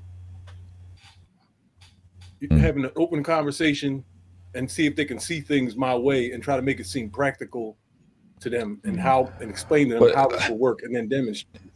And so a lot can come from demonstration and action. I don't know. Maybe I have a gift or something, right? Never had to be forceful or what? Yeah, a lot can come from one person, right? But the girl that's not getting that from you, she gonna undermine that girl that did get that from you. It's like it's not gonna work in mass when you keep listening to them promote a lie, because most of the time they saying BS that they got from another chick that don't want to see them have stuff that they can't get. And to answer that question that was in the super chat, these chicks are polygamous and polyamorous. That's why they all want the same nigga, and they about to lie about it. My answer. They say. Oh, go ahead. You got to. My answer to that question is, what is a standard? Because I ain't seen one yet for men, women, a dog, or even a goldfish, as far as how people act in the movie out here. What's the height and weight standard? Most people fat, bloated, and swole. Refrigerator whooping that ass. What's the income standard? What's the optimism standard? What's the spiritual standard? That word needs to be banned. That's all I got. That is a standard. There's still a standard. The standard is. Go ahead. You got it, Darrell. You got it. I'm sorry. I am that statistic where they just read. I'm a part of that 54% of men who are single and childless. That is me. That is me. But my standard has nothing to do with trying to create a family, because my standard is what I can do for her. That's how I look at it. This is what I created. This is my wealth. This is what I've done in the past 20 years. Now, the problem is that there's the women to accept what I've created. That is the problem. And I run into it with feminism, because feminism says strong, independent, I can do it myself, I don't need no man. Now, I want a family. I want to resolve the issue of the family diminishing. I can do that, able-bodied. How do I combat feminism when feminism is the problem, is the reason I can't? How do I combat that? Can I give you an answer? Go ahead, I'm waiting. Like I said, embrace it. Because I'm just being honest. I'm old, ugly, and I'm cheap. The cheap part is for real. If she's strong and independent and don't need no man, you ain't got to spend no money. Embrace it. That's a good thing. Because I guess what you're saying is 100% of the women, as soon as you say, hi, this is my name. My name is Darrell. First thing they say is, I'm strong and independent, don't need no man. So you can get right to it. Ain't no money talk. You know, the alpha chicks spend their day. They take you out on dates. Yeah, so you should be good. So Darrell, are you saying like in real time, like your age where you are right now? How you create a family now? You dealing with women in your age range, right? No, I'm not gonna need a woman my age range. No, you don't care. We won't be able to have a family in my age range. Okay, so I mean, I don't know. I guess I gotta be back. She has to be fertile. She gotta be fertile because I want a family. Well, honestly, to be honest, I'm about to keep it a whole stack with you. I don't think, I genuinely think that feminism is not your top reason. It would be that you have weighted yourself outside of your marketable value, as they say.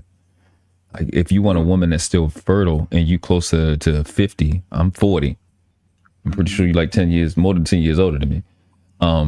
You probably out of that range, right? Not that you can't have a woman that can have a child. You probably out of that range. I don't think that's feminism. That's probably what you're running into, and they just using that as an excuse. I'm keeping it a whole being with you, OG. Thank you. That's a buck. Thank you. Darrell, a more serious comment. I want to say that. Go ahead, Reeks. Go ahead. I, at my age, fully understand that my family years are behind me.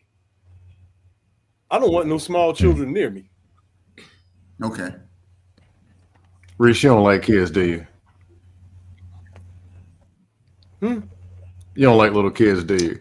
No, but you got children already, though. Kids Reese. are okay. As adults, I got problems with. Oh, because I know he don't have a lot of patience. So in you got children already, though, Reese. So in other words, I may have aged out. Is that what it is? Yes, I think out. it's more that I'm not trying to dismiss the fact that you've had conversations and you heard feminism. I'm pretty sure you have at various ages, but I would say it's more so about your age range and the women that you're talking to that can still probably be fertile. If you took a guess, women in your age range would definitely still be wanting a family for various reasons. Not going to get into that, but I think young women have a way of dismissing, men without being disrespectful. But Daryl, can you say the lady told you was too old? Yeah, I did. Yes, you're right, Mrs. The lady okay. didn't tell me he was too old. Okay, there you go. Well, she told me directly. Maybe there are young chicks out here that will go for us. You got to find them. Well, they usually find you. That's usually how it works. Yeah, hey, Darrell, anti-dust answer is this. 90% is going to come from attraction. You try to say my answer was dust scam? No, meaning because I've been trolling. Meaning a serious answer for me. I haven't seen you in months, and you still trolling? Oh, absolutely. That's all. I got to renew my license. I thought But you no, years That he nigga does was this. born under a bridge. No, real talk. Attraction and communication. A lot of that feminism, when they like you, they throw all that shit right out the window. Start cooking sandwiches, turkey, and everything. That's If they right. don't like you, That's a fact. when they Absolutely. don't Absolutely. like you, yeah. and some of it is BS up front. Talk to her, be nice, don't fight with her. 2 weeks talking, getting to know her, all that feminism goes out the window, and they start crumbling. My daddy hurt me when I was 6. Can you hold me? Can you? And once they get comfortable, all that feminism is done. At the end of the day, it's still a woman, still a man. Right. I say that's at least 70%. That's not if you go over to the Nation of Wigwam and go get one of them, that's different. Can't nobody work with them women. Nation of Wigwam. But a lot of them look like they're super feminine, super alpha, whatever. Oh, Lord. Give it 2 weeks. I call them sister hoodlums. The hyenas and don't support. Oh, you talking about madness? I agree with Scam on the part where, if a woman likes you, a lot of that stuff goes out the window. It really does. If she like you. Yeah, Men I do that too. support Men do feminism. that too. I don't support hyenas and out of control. Okay. But at the end of the day, most women have a job. Patriarchy was some caveman bullshit, and it's what got us here anyway. So I'm not for all the extremes. Wow. Okay. Should I give up on my search? Huh? No. Give up Don't on my give search? up. But she trying to get a super chat. Narrative bad. dialogues. I appreciate you. Thank you for the super chat. He says, "Sorry, Scam. I am against hyenas, and I don't support feminists. I leave that up to you to handle that feminine dust. DeeDee is a better example. Thank you, narratives and dialogues. I appreciate you. DeeDee is cool. Shout out to Quavin. Thank you. Yes. Yeah. I wouldn't say give up. I would say adjust your age range because they're gonna get on your nerves. Even the women in my age are annoying. They're annoying. Yeah, you So still I want don't think at this age. You still would want a child at this age? Yes, I do. Oh wow, wow. Yes. I commend that because it's a commitment. But you gotta. I think if you deal with a woman, within I say 15 years max for anybody. Well, not for anybody because some people that 15 years is too young. But when you get over, I think when you hit about 40, 15 years max, because you got to think how it's going to look is one thing, but the cultural difference from 10 years, 5 years, it's a dramatic difference. I'm 80s baby. These 90s children, something wrong with them children. I don't know where they come from. They wild. Within the 2000s, I got a goddaughter that was born in 2000. They talk different. My son 9. I don't know what he be talking about sometimes. He right behind me, a jive turkey. He be saying all types of stuff. He said, babies, bro. The jive turkey with no gravy. He was 800 and crack, and y'all Listen, too. It was on every them dollar 90s bill in the babies world. ain't them little children. There's something wrong with them 90s baby. But I say that, Darrell, because it's like it's a cultural difference, and it doesn't mean it doesn't seem like it's an issue when it's fun, but when we handle problems completely different. When rubber meets the road, when stuff get tough, we go about handling problems dramatically different, especially every 10 years. 15 years is extreme. You know what I'm saying? Unless y'all just on, and even when I tell young dudes, man, of course you want the big butt chick, the pretty chick, but you gotta find a chick that fit if you're gonna do it. You gotta find a woman, and that's for a woman too. You gotta find a man that fit you to the T, like a tailor. You can't just get what's trending, what's cute, what's I know the flesh be yelling at you like, go get her, but you gotta sit down and have that conversation about the tough stuff. How do we handle problems? To have her around your space, for her to be breathing your air when you sleep, bro, it's a lot.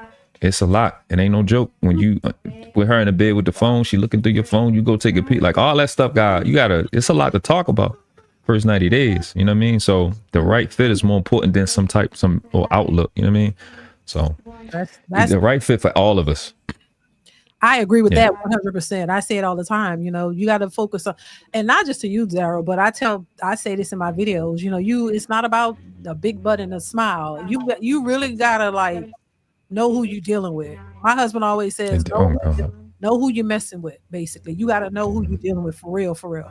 Like, is this person, you got to be able to trust them. If they're cooking your food, you know, all kinds of things. Like, you can't, you know, you really got to know the person that you're with and that they're really there for the right reasons, because people be doing some crazy stuff. And you got to be able to trust. I think you got to be able to trust the person that you're with. You got to really be able to, you should care about them. You should want to be there. Like, and to me, I think that's, and you know, Scam always says communication, that's important too. All of that's important. You have to talk about the things that really matter, not just some, BS. Like, you really got to really ask the right questions and really see where this person's head is at. Because, you know, this is how people get in relationships and they fail and they don't work out, because they're not asking the right questions. They're not there for the right reasons. You only trying to see what you can get out the person. If you're going into it for that, it's not going to work. So you're just wasting a lot of time, honestly, if you really want something that's going to last, you know, something that's solid. So most of these relationships, I'm gonna say this, I'm gonna drop. Appreciate you for having me up, DeeDee. Y'all make sure y'all hit the like button, subscribe if you're new to the channel, share it to your mama now. That's what helped the channel the most. If you share it to your warm market, as they say. But I think a lot of these relationships be DOA, dead on arrival, because we don't take the right approach. And the approach I think we should take to dating is, you date a person that you love. I know that's a big statement. Love, respect, and admire. That means you taking your time to really watch them and how they operate and have in your space. I know it sounds corny, but love for me is not a feeling. Love is care. Somebody you actually care about. You think this type of person needs to be on earth. Like, you care about them being the way they care. You care about them for the way that they care about everybody else. Admire. There's something that where this person is not there, you can notice it. You admire somebody like that, where when they're not present, you can see it. And you respect, where it's simple. Respect means to view again. You literally can't keep your eyes off them because of their character, because of what they do and how they treat everybody. So you date a person that you admire, respect, and love. And date them. That's what that I say. I appreciate you. Date them for who they are, not who you don't try to make something that you think they should be. No, look at them for who they are, and accept and love that if that's what you want. Don't try to change them, because that's people try to do that all the time. Yeah. That was cool. Appreciate y'all. Y'all be safe. But thank y'all. Hey, Daryl. Reese. Yes. You just separated yourself from 80% of men, because as we was talking, you asked your questions. You actually sat back and listened. Genuinely, actually listened. Do you know how many men can't do that? I'm dead serious. And that is a very strong thing when it comes to a relationship, and people can't do it. And that's with me even talking crazy. Real talk. 12 months from now, if you can continue to do that alone, ask questions and listen, you'll be in a different spot. I agree with you. Also, there's another point I want to bring out. Miss Sandra said something that hit home. You said you might need to work on yourself. You said that earlier to me. And I said, you know what? Dang, yeah. Yeah. Because there are things I can improve on. So, yeah, but Mrs. DeeDee been saying that forever. Work about self-improvement. But then Miss Sandra brought it home and said it again. So I'm like, okay, got it. It clicked. So thank you. Thank both of you. Respect. But see, that's accountability. You know what I'm saying? That's if we all could do that. We'll be all right. You know what I'm saying? I do have hope, Sandra. You know, I think something's got to give. I'm just saying something got to change. You know, I always say, you know, my message is always mostly to women to make the changes, because I see a lot of foolishness within women, but I also point out that, you know, not every man has it together either. That they can work on some things too. We all could work on some things. And, you know, so I just think if we can all at least agree on that we all, because what I hear too often is the most of the, you know, most of it is pointed at men, like men, and a lot of women, you know, when you ask them, well, hey, what's your issue? They don't have an issue. And I don't buy that. I just don't believe that whatsoever. I think we all look, I talked about, you know, I've talked about my marriage in the beginning and things I had to learn as a young married woman. Look, you think at 20 something years old, I knew everything and I had it all and I was just this perfect queen. Hell no. I had to learn some things. I didn't come into the marriage. I don't think I was the worst, but I'm not going to sit here and act like, oh, I was the prize and I was so great at 20 something years old. No. And being raised by a single mother, you know, there was some issues there. But I had to, you know, I was able to be married young and work on them while being married. This is why I don't think that you come into a marriage just perfect. I think we all still have issues. You think that you had issues single, and even if you went to counseling and worked on yourself, do you really think that you got it all together? Because the thing about it is, you could assume that before you hop into that marriage or that relationship, but the minute you actually got to live with the person and deal with them and go back and forth with who they are versus who you are and your upbringing and their upbringing and what you were taught versus what they were, you know, that's, you're going to have that takes, you gotta, that's why the two, how it says in the Bible, I don't know the scripture, but I know it says you come together and you become one. So basically you're taking two individual lives and you're bringing it together and you're creating your own together. That's exactly how it is. Well, that's how it was for us. And so I think that takes work though. You don't just overnight, you know, the honeymoon is great. But then after that, you know, like the first 3 years, it's like you got to learn each other for real. Like you really got to learn and decide on what y'all relationship is going to be and what y'all, you know, you talk about these things, but talking about stuff and doing it is two different things. Actually doing it is work. And so you do it and you're loyal to one another, because that's the whole point of saying, look, hey, we want to do this together. We want to live life together. So let's bring it together. You stay in it because you want to be there. You're committed to that person because you want to be. And when you have two people who want to be there and are committed to each other through the thick and thin, that's how you together 20 something years later, because you want to be. I don't know who said that earlier, but that's the truth. If you don't want to be there, you're not going to be there. No matter what That's a fact. Made, no matter you brought children into it, people, when you tired or you fed up and you want to leave, you're going to leave. But if you're there because you want to be, even though it might get hard sometimes, you stay. And I'm not saying that because I know I hear a lot of, and I hear a lot of women who say, well, if it don't serve you, you better get out of it. I'm not saying it's a detrimental situation and it's the worst situation. Because people always go from one extreme to the next. No, I'm not talking about abuse and all the real negative things that people focus on. No, just regular stuff. Like people have gotten divorced on who ate the last of the Cheerios. Like people get divorced over the smallest things like that could have been worked out. So it's not about, you know, I'm not saying it's bad things that happen. No, I'm just saying just everyday life, learning each other for real and living with each other. And, you know, why didn't you leave the toilet seat up? Why did you piss on the toilet seat? I don't want to be having to clean that, you know, like stuff like that. People really do. It be the everyday things that people, you know, have issues with, and it just build up, as opposed to y'all working through them and laughing. We laugh about a lot of stuff now. You can go back over the years and say, you remember when this happened and you was mad about this, and then we started laughing about it. Like it's not as difficult as people might make it seem, but it is work. I will say that. Absolutely. Yeah. So Ms. D, I'm sorry. Oh, I just wanted to say one more thing and then I'm going to drop out. But I agree with everything you said, DeeDee. When you're in a committed relationship with somebody, it is work. Mm-hmm. And so, and this was the point that I wanted to make earlier on the commentary earlier in the live. you know, when you have women coming on here and saying, oh, well, he needs to be made and he shouldn't want anything from me and I should just be able to be kept.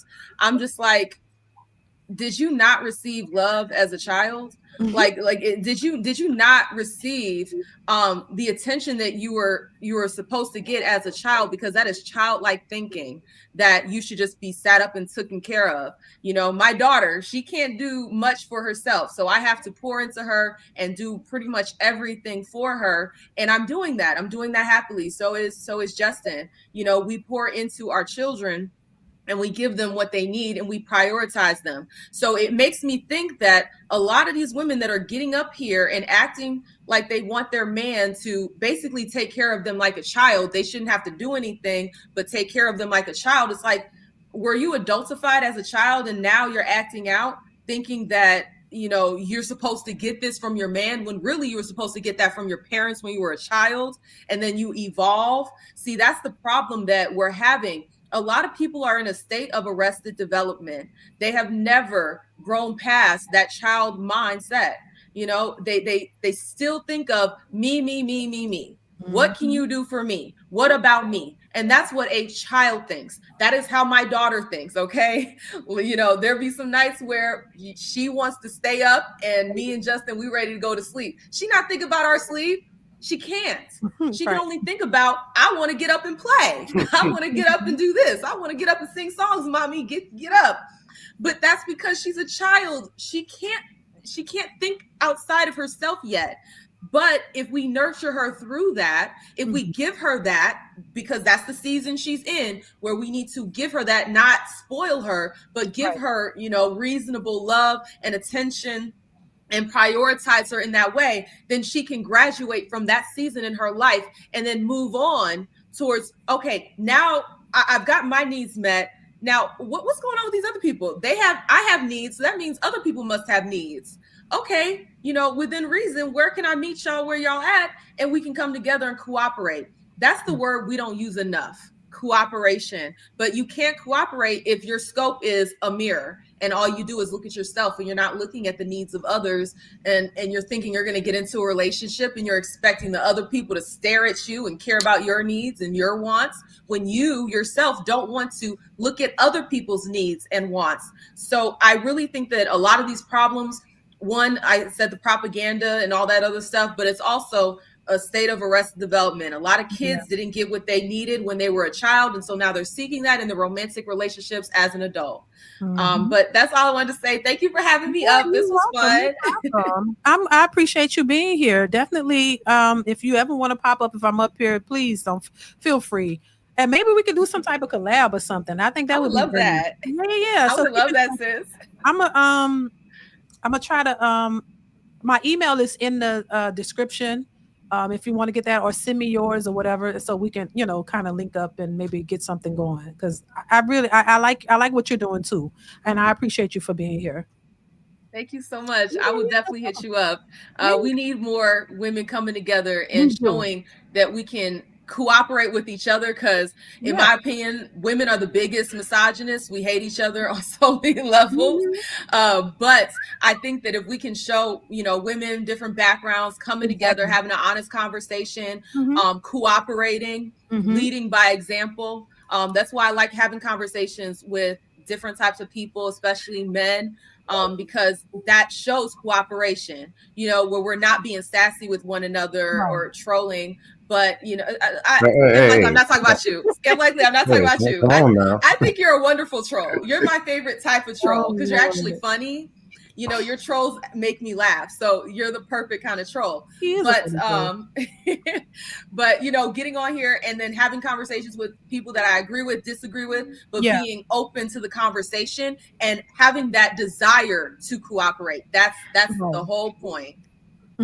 And learning from each other. I say that all the time. You know, I always say I learn something every day. You know, and you said something earlier too about being open to learning and hearing what somebody else has to say. I think that's important. So, yeah, I appreciate you. Your husband in the chat trolling me now. I didn't know Justin Darlington was your husband. Oh, yeah, that's my man. No, it's cool. I can take some shots. It's all good. Oh Lord. I like All right. Bye, everybody. All right, Good take care. Have a good one. Safe. All right. Any final words, y'all? I got to get out of here. Any final words, DeeDee Cam? for president. Sure. You can go first. Whoever. Who's going? Thank you, Mrs. DeeDee. Oh, you're welcome, Daryl. Anytime. You're welcome. Yeah, I guess so. Daniel? Somebody got an echo there. Got an echo in the background, Daniel. Oh, got an echo? Yeah. Can you hear me now? Go ahead. Still echoing. I'm still? Yeah, mute your YouTube. Yeah, click the mute on the YouTube. Still echoing. Now you're good. No, you're muted. Yeah. Oh, it's messed up. My bad, y'all. I forgot I unmuted my TV. I just want to say this quickly. I know there's, some people that don't believe that a community can come together, can't come together and things of that nature. But how are we going to get anything done if we're so unwilling to have the conversation? So I'm just going to end that with this: is that we need to try our best to have an open mind and being open and willing to have the conversation. And to DeeDee, thank you for having me up here. Can you hear me? I can't hear you. Yeah. Yeah, I can't hear DeeDee. I was muted. I'm sorry. I heard you. Thank you. Okay. I'll see y'all later. Take care. Be safe. Reese, any final words? Nah, DeeDee for president, man. You my play niece, so I'll come hang out with you whenever you drop the link. I think you and your husband should go to on college campuses like Charlie Kirk did. You think so? Teach Really, these kids bro? something. Yeah. I mean, that's not a bad idea, actually. I don't know if he would have time to do it, but that's not a bad idea, honestly. You really think so, though? You think we Person should is a lot better than listening to someone on a device. You can have a bigger impact when you're making that eye contact with them, and you know what I'm saying. They can pull you to the side after the lecture and all that kind of shit. It's not a bad idea, actually. All right, Scam. Final words. Let's be real. We all don't know everything. We all ain't got everything. And most of the work ain't coming from some politician and out the sky and the women, the feminism. A lot of stuff that we do like and we don't like, it's here. Just get over it. It's here and it's not going anywhere. But somebody over there ain't having these problems and they're winning. Do what they do, or at least get as much information for them over there winning, versus don't let this junk keep clogging your brain. The women, the 50-50, the prize, the Aisha Curry, the Russell Wilson. You're not getting this woman. Sierra is his. So 8 hours, 10 hours absorbing all this junk ain't gonna help. Then I gotta come up here and start trolling you. That ain't gonna help either. I'm just saying. But relationship-wise, there's a big lack in attraction and communication. People just sitting down and had like, look, what's really going on? What can we do to make things better? And optimism. Believe something positive is going to happen. Yeah. But Scam, when it comes to the podcast and stuff, that's for clicks and views.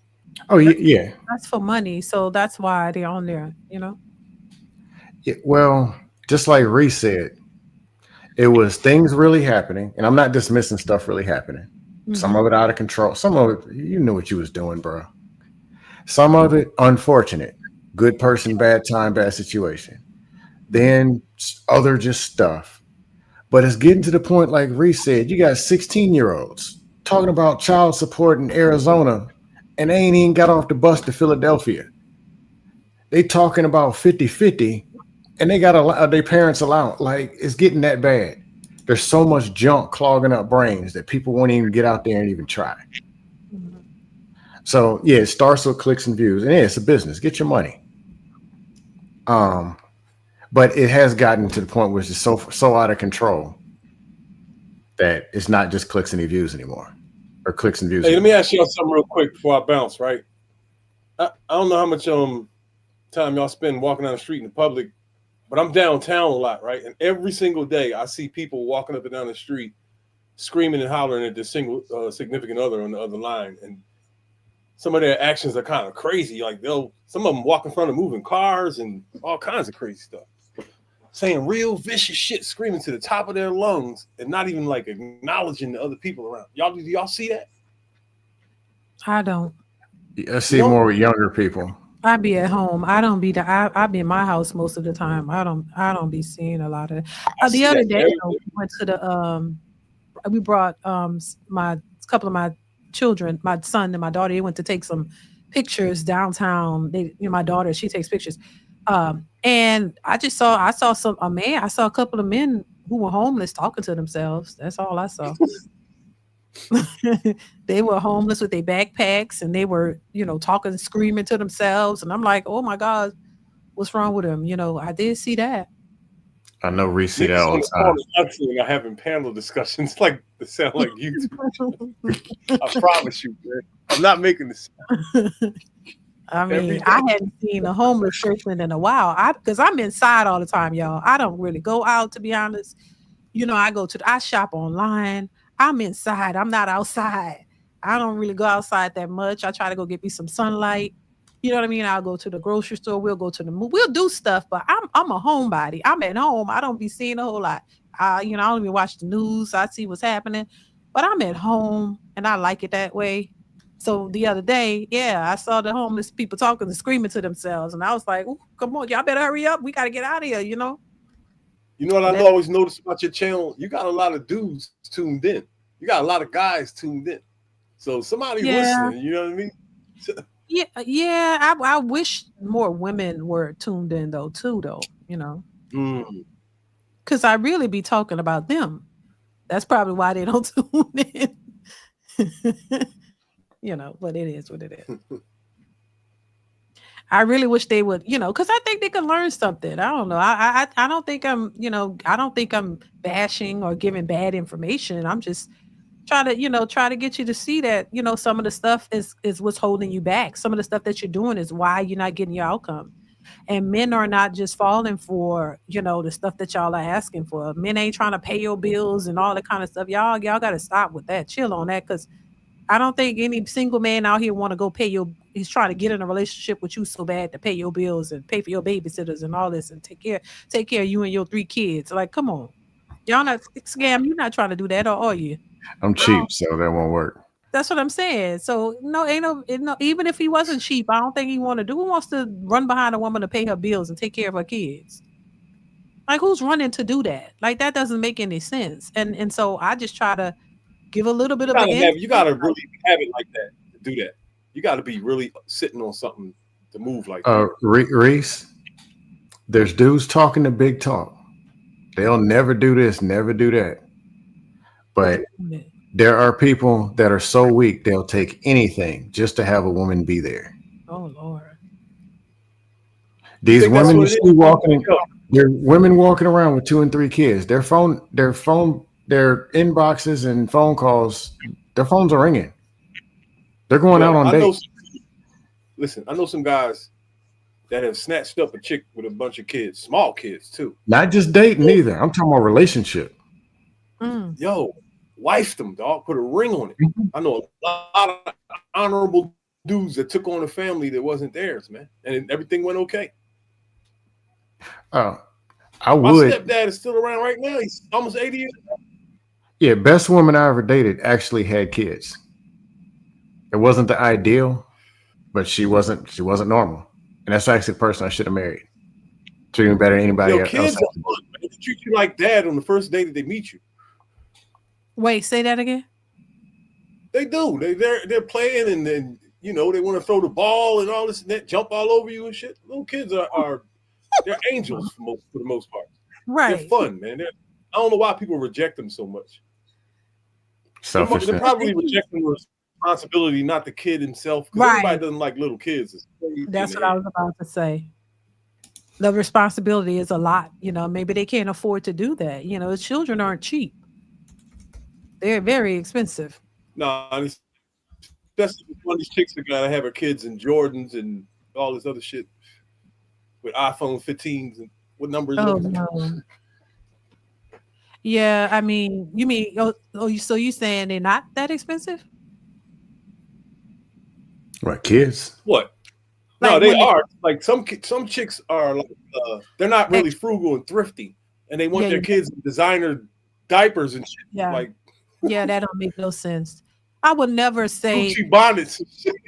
yeah, that's dumb. Those kids, especially when children are small, they grow so Yeah, fast. they don't care. You don't need to spend all that money on clothes, especially when they're little, because they grow out of it so fast. But anyway, to each his own, A child. 2-year-old don't know what Jordans are. Yeah, that's crazy. No, They don't give a fuck either. My mom was cheaper than me, so we didn't have them luxuries. They made decent money and still cheap. That's good. They smart. That means they're smart. They smart. No, she's extra cheap. Actually, a girl I dated was at just Target for $45. no. My pet peeve for cheapness is this: if the soap is running out, don't pour water in it and shake it up. I can't stand that. That's too cheap for me. My mom does that, and there's a girl I used to date that would do that. And the girls she made more money than I did. Like, I'll give you $3 to get some soap. Mm-hmm. Like, come on, man. Mm-hmm. DeeDee, you're not. Are you cheap? I'm kind of cheap. I'll buy a lot of cheap stuff. So I don't know if that's really cheap because it adds up. I used to be. I don't think I'm that cheap now. I don't think so. I ain't gonna lie to you, not really. But I'm not into all name brands and all. I mean, I'm not into all the name. I'm not. I think I'm frugal. I think I'm somewhat frugal. I just buy a lot of stuff. Women I date never My complain ex about had it being teenage cheap either. kids. When her car broke down, when my ex's car broke down, I gave her my car and rode a bike for a year. I gave her my car so her and her kids could get around because I didn't have as much responsibility as her. She had to go to cheerleading and this and that at school and all kinds of stuff. I didn't really have nothing to do, so I gave her my car. So making a sacrifice doesn't necessarily make you a simp. If you with a woman and you love her, and circumstances come around where you got to make a sacrifice, you might have to show and prove. You know what I'm saying? And it was reciprocal too. Yeah. She co-signed for me when I went to go buy a new car. I went and got the car I wanted and had it in the app. Right. Yeah. I wouldn't say that. No, that's somebody you was with. I wouldn't say that's simp behavior. I think the simp behavior is when you dating somebody that you don't know nothing about and you trying to impress her and spend all your money on her before you even know what she's about. That two-way street I just described to y'all should be established long before the ring is bought, though. Like y'all should test each other out first. Right. Because life is going to test both of you at some point. Oh, hell yeah. Hell yeah. That's when you're going to find out where you stand. Exactly. When the two of you can test it, that's when you're going to find out where you stand. And all this gender war bullshit is going to go right out the fucking window. Yep. No, biggest problem I see is we're taught how to drive cars, how to fight and how to park cars and get jobs. 90%. This is white dust panels, Hispanic dust panel conversations I had in Colombia and DR in Spanish. When you ask, were you taught how to be in a relationship? Everybody says no. Mm-hmm. All generations. Were you taught? Like how to sit down with the person on the couch and resolve a conflict, how to listen, how to communicate, how to set expectations, how to work through these problems. Everyone says no. That's a level of grace I do give aside from trolling. Like, I understand most people don't know. And they can say, well, you came from a 2-parent household. Yeah, it's two people who they had to figure it out their way. And sometimes it was struggling. What they going to teach me? I'm a whole different person than they are. Yo, My this parents divide told me might be a human thing now, Scam. It might be a Say human what? thing now. This divide between men and women, it might just be like our culture now.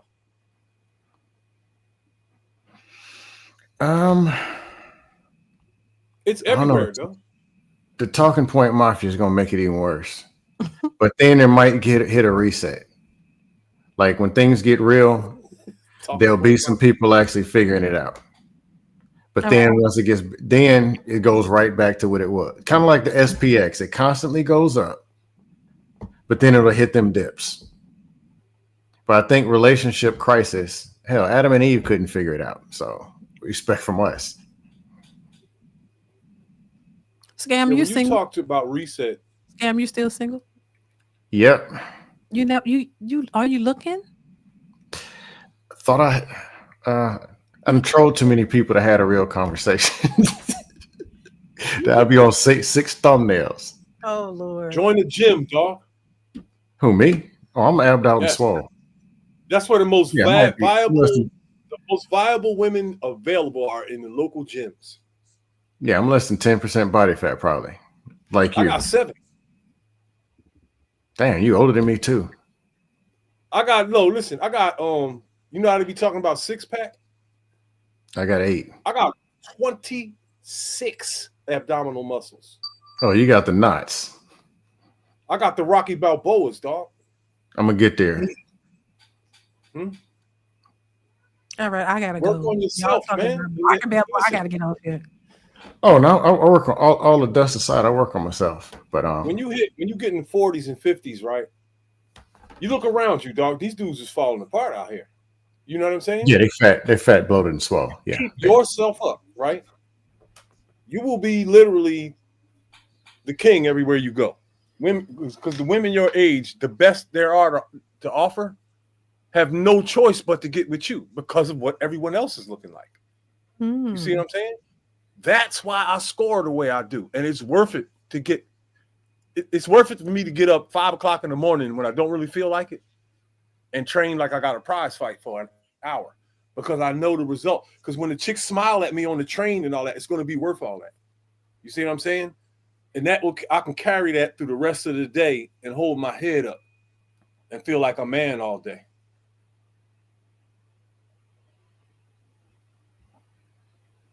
I need to go to the gym. You are. Yeah, have you seen? Has Mandrill been over here recently? You seen him around? No. No, he's a trainer and nutritionist and stuff. I need to. I've been doing a little something, but I need to really like. You say 5 a.m. I'm like, I've been wanting to do that for the longest, but I just can't pull myself up at 5. I really want to do that though, because I can. It's just I really want to get up at 5 and work out good and get it. You know, I'm gonna hold myself to that. World class is trolling me. You got to be careful though, because you can lose some of your femininity if you go too crazy with the weights. I saw thousands of women. Oh, I'm not. Who I knew were dancers and athletes. If you look at Tamia, Cindy from In Vogue, Tisha Campbell, these chicks that were hitting the iron for years and years, they don't look feminine anymore. Their hips are gone. They have muscles and like Serena Williams. No, you don't. Keep it moderate. Weights is more for performance. Oh no! They mess up the range of motion. No, yeah, I mean, like, just do my cardio, like do my normal thing, like just get up early and do. Yeah, now I don't want to be. I don't want no muscles. Oh hell no! Oh no! These chicks hired trainers, like dumbass trainers, put weights in their hands. Yeah, they look bench pressing this shit, clean and jerk. Oh, pregnant, they're doing squats with 200 pounds. Shit. DeeDee, please don't do these injections. Hell no! Do it. Nah. Manage this stuff the natural way: food, diet, and exercise. Yeah, these mutated pills and No, it make you look weird. I'm in Florida. I see all kind of crazy shit. Husband, watch what happens afterwards. Promise you, I'm a man. I'm no. Get it over with. Oh, tomorrow. I gotta get out of here, y'all. It was nice. I gotta go. I appreciate you, Scam. Have a good night, and shout out to the trolls, even though they keep trolling me. I'm innocent. Come on now. Yeah, I'm out there. Trolls get trolled. That's how it goes. You already know that, Scam. Trolls get trolled. You should be used to it. All right, y'all. Y'all have a good evening. I gotta get off here. Y'all be safe though. Good seeing y'all though. I haven't seen the two of y'all in a minute, but good seeing y'all up here though. Yeah, it took a hiatus from YouTube Oh, for a you did? while. Just came back. Okay. Well, good to see you. You too, Reese. Y'all be safe out here in these streets, you know? Deuces. See y'all. Hopefully see y'all soon. I might be around. You will be around. Say that. Don't say you might. These dust panels take a toll on you. I'm telling you. Just, you'll be around just in general. Don't, because I don't know. Something about Oh, that'll be around, yeah. But yes. you Yeah, know. yeah. That's what I mean. All right, Scam. Take care. Be safe. Right. Have a good one. All right, you too. All right, y'all. I'm out of here, y'all. Thank y'all so much for being here. I appreciate y'all. Shout out to everybody who gave super chats or cash apps. Shout out to everybody who hit the like button. Shout out to everybody who joined the panel. Shout out to everybody who had a comment or had something to say in the chat. I appreciate you guys for that. Make sure you continue to support the channel by just watching the videos and liking them and sharing them. You can share the videos. And turn on that notification bell to be notified when I upload new content. All right. So make sure you guys are doing that. Y'all continue to support your girl. I'll continue to pop up here. You know, hopefully I'll continue to pop up here. But I appreciate y'all for watching. Y'all be safe out here in the streets. Enjoy the rest of your evening. I love you guys. Y'all be safe, and I'll see you in the next one. Bye. Bye.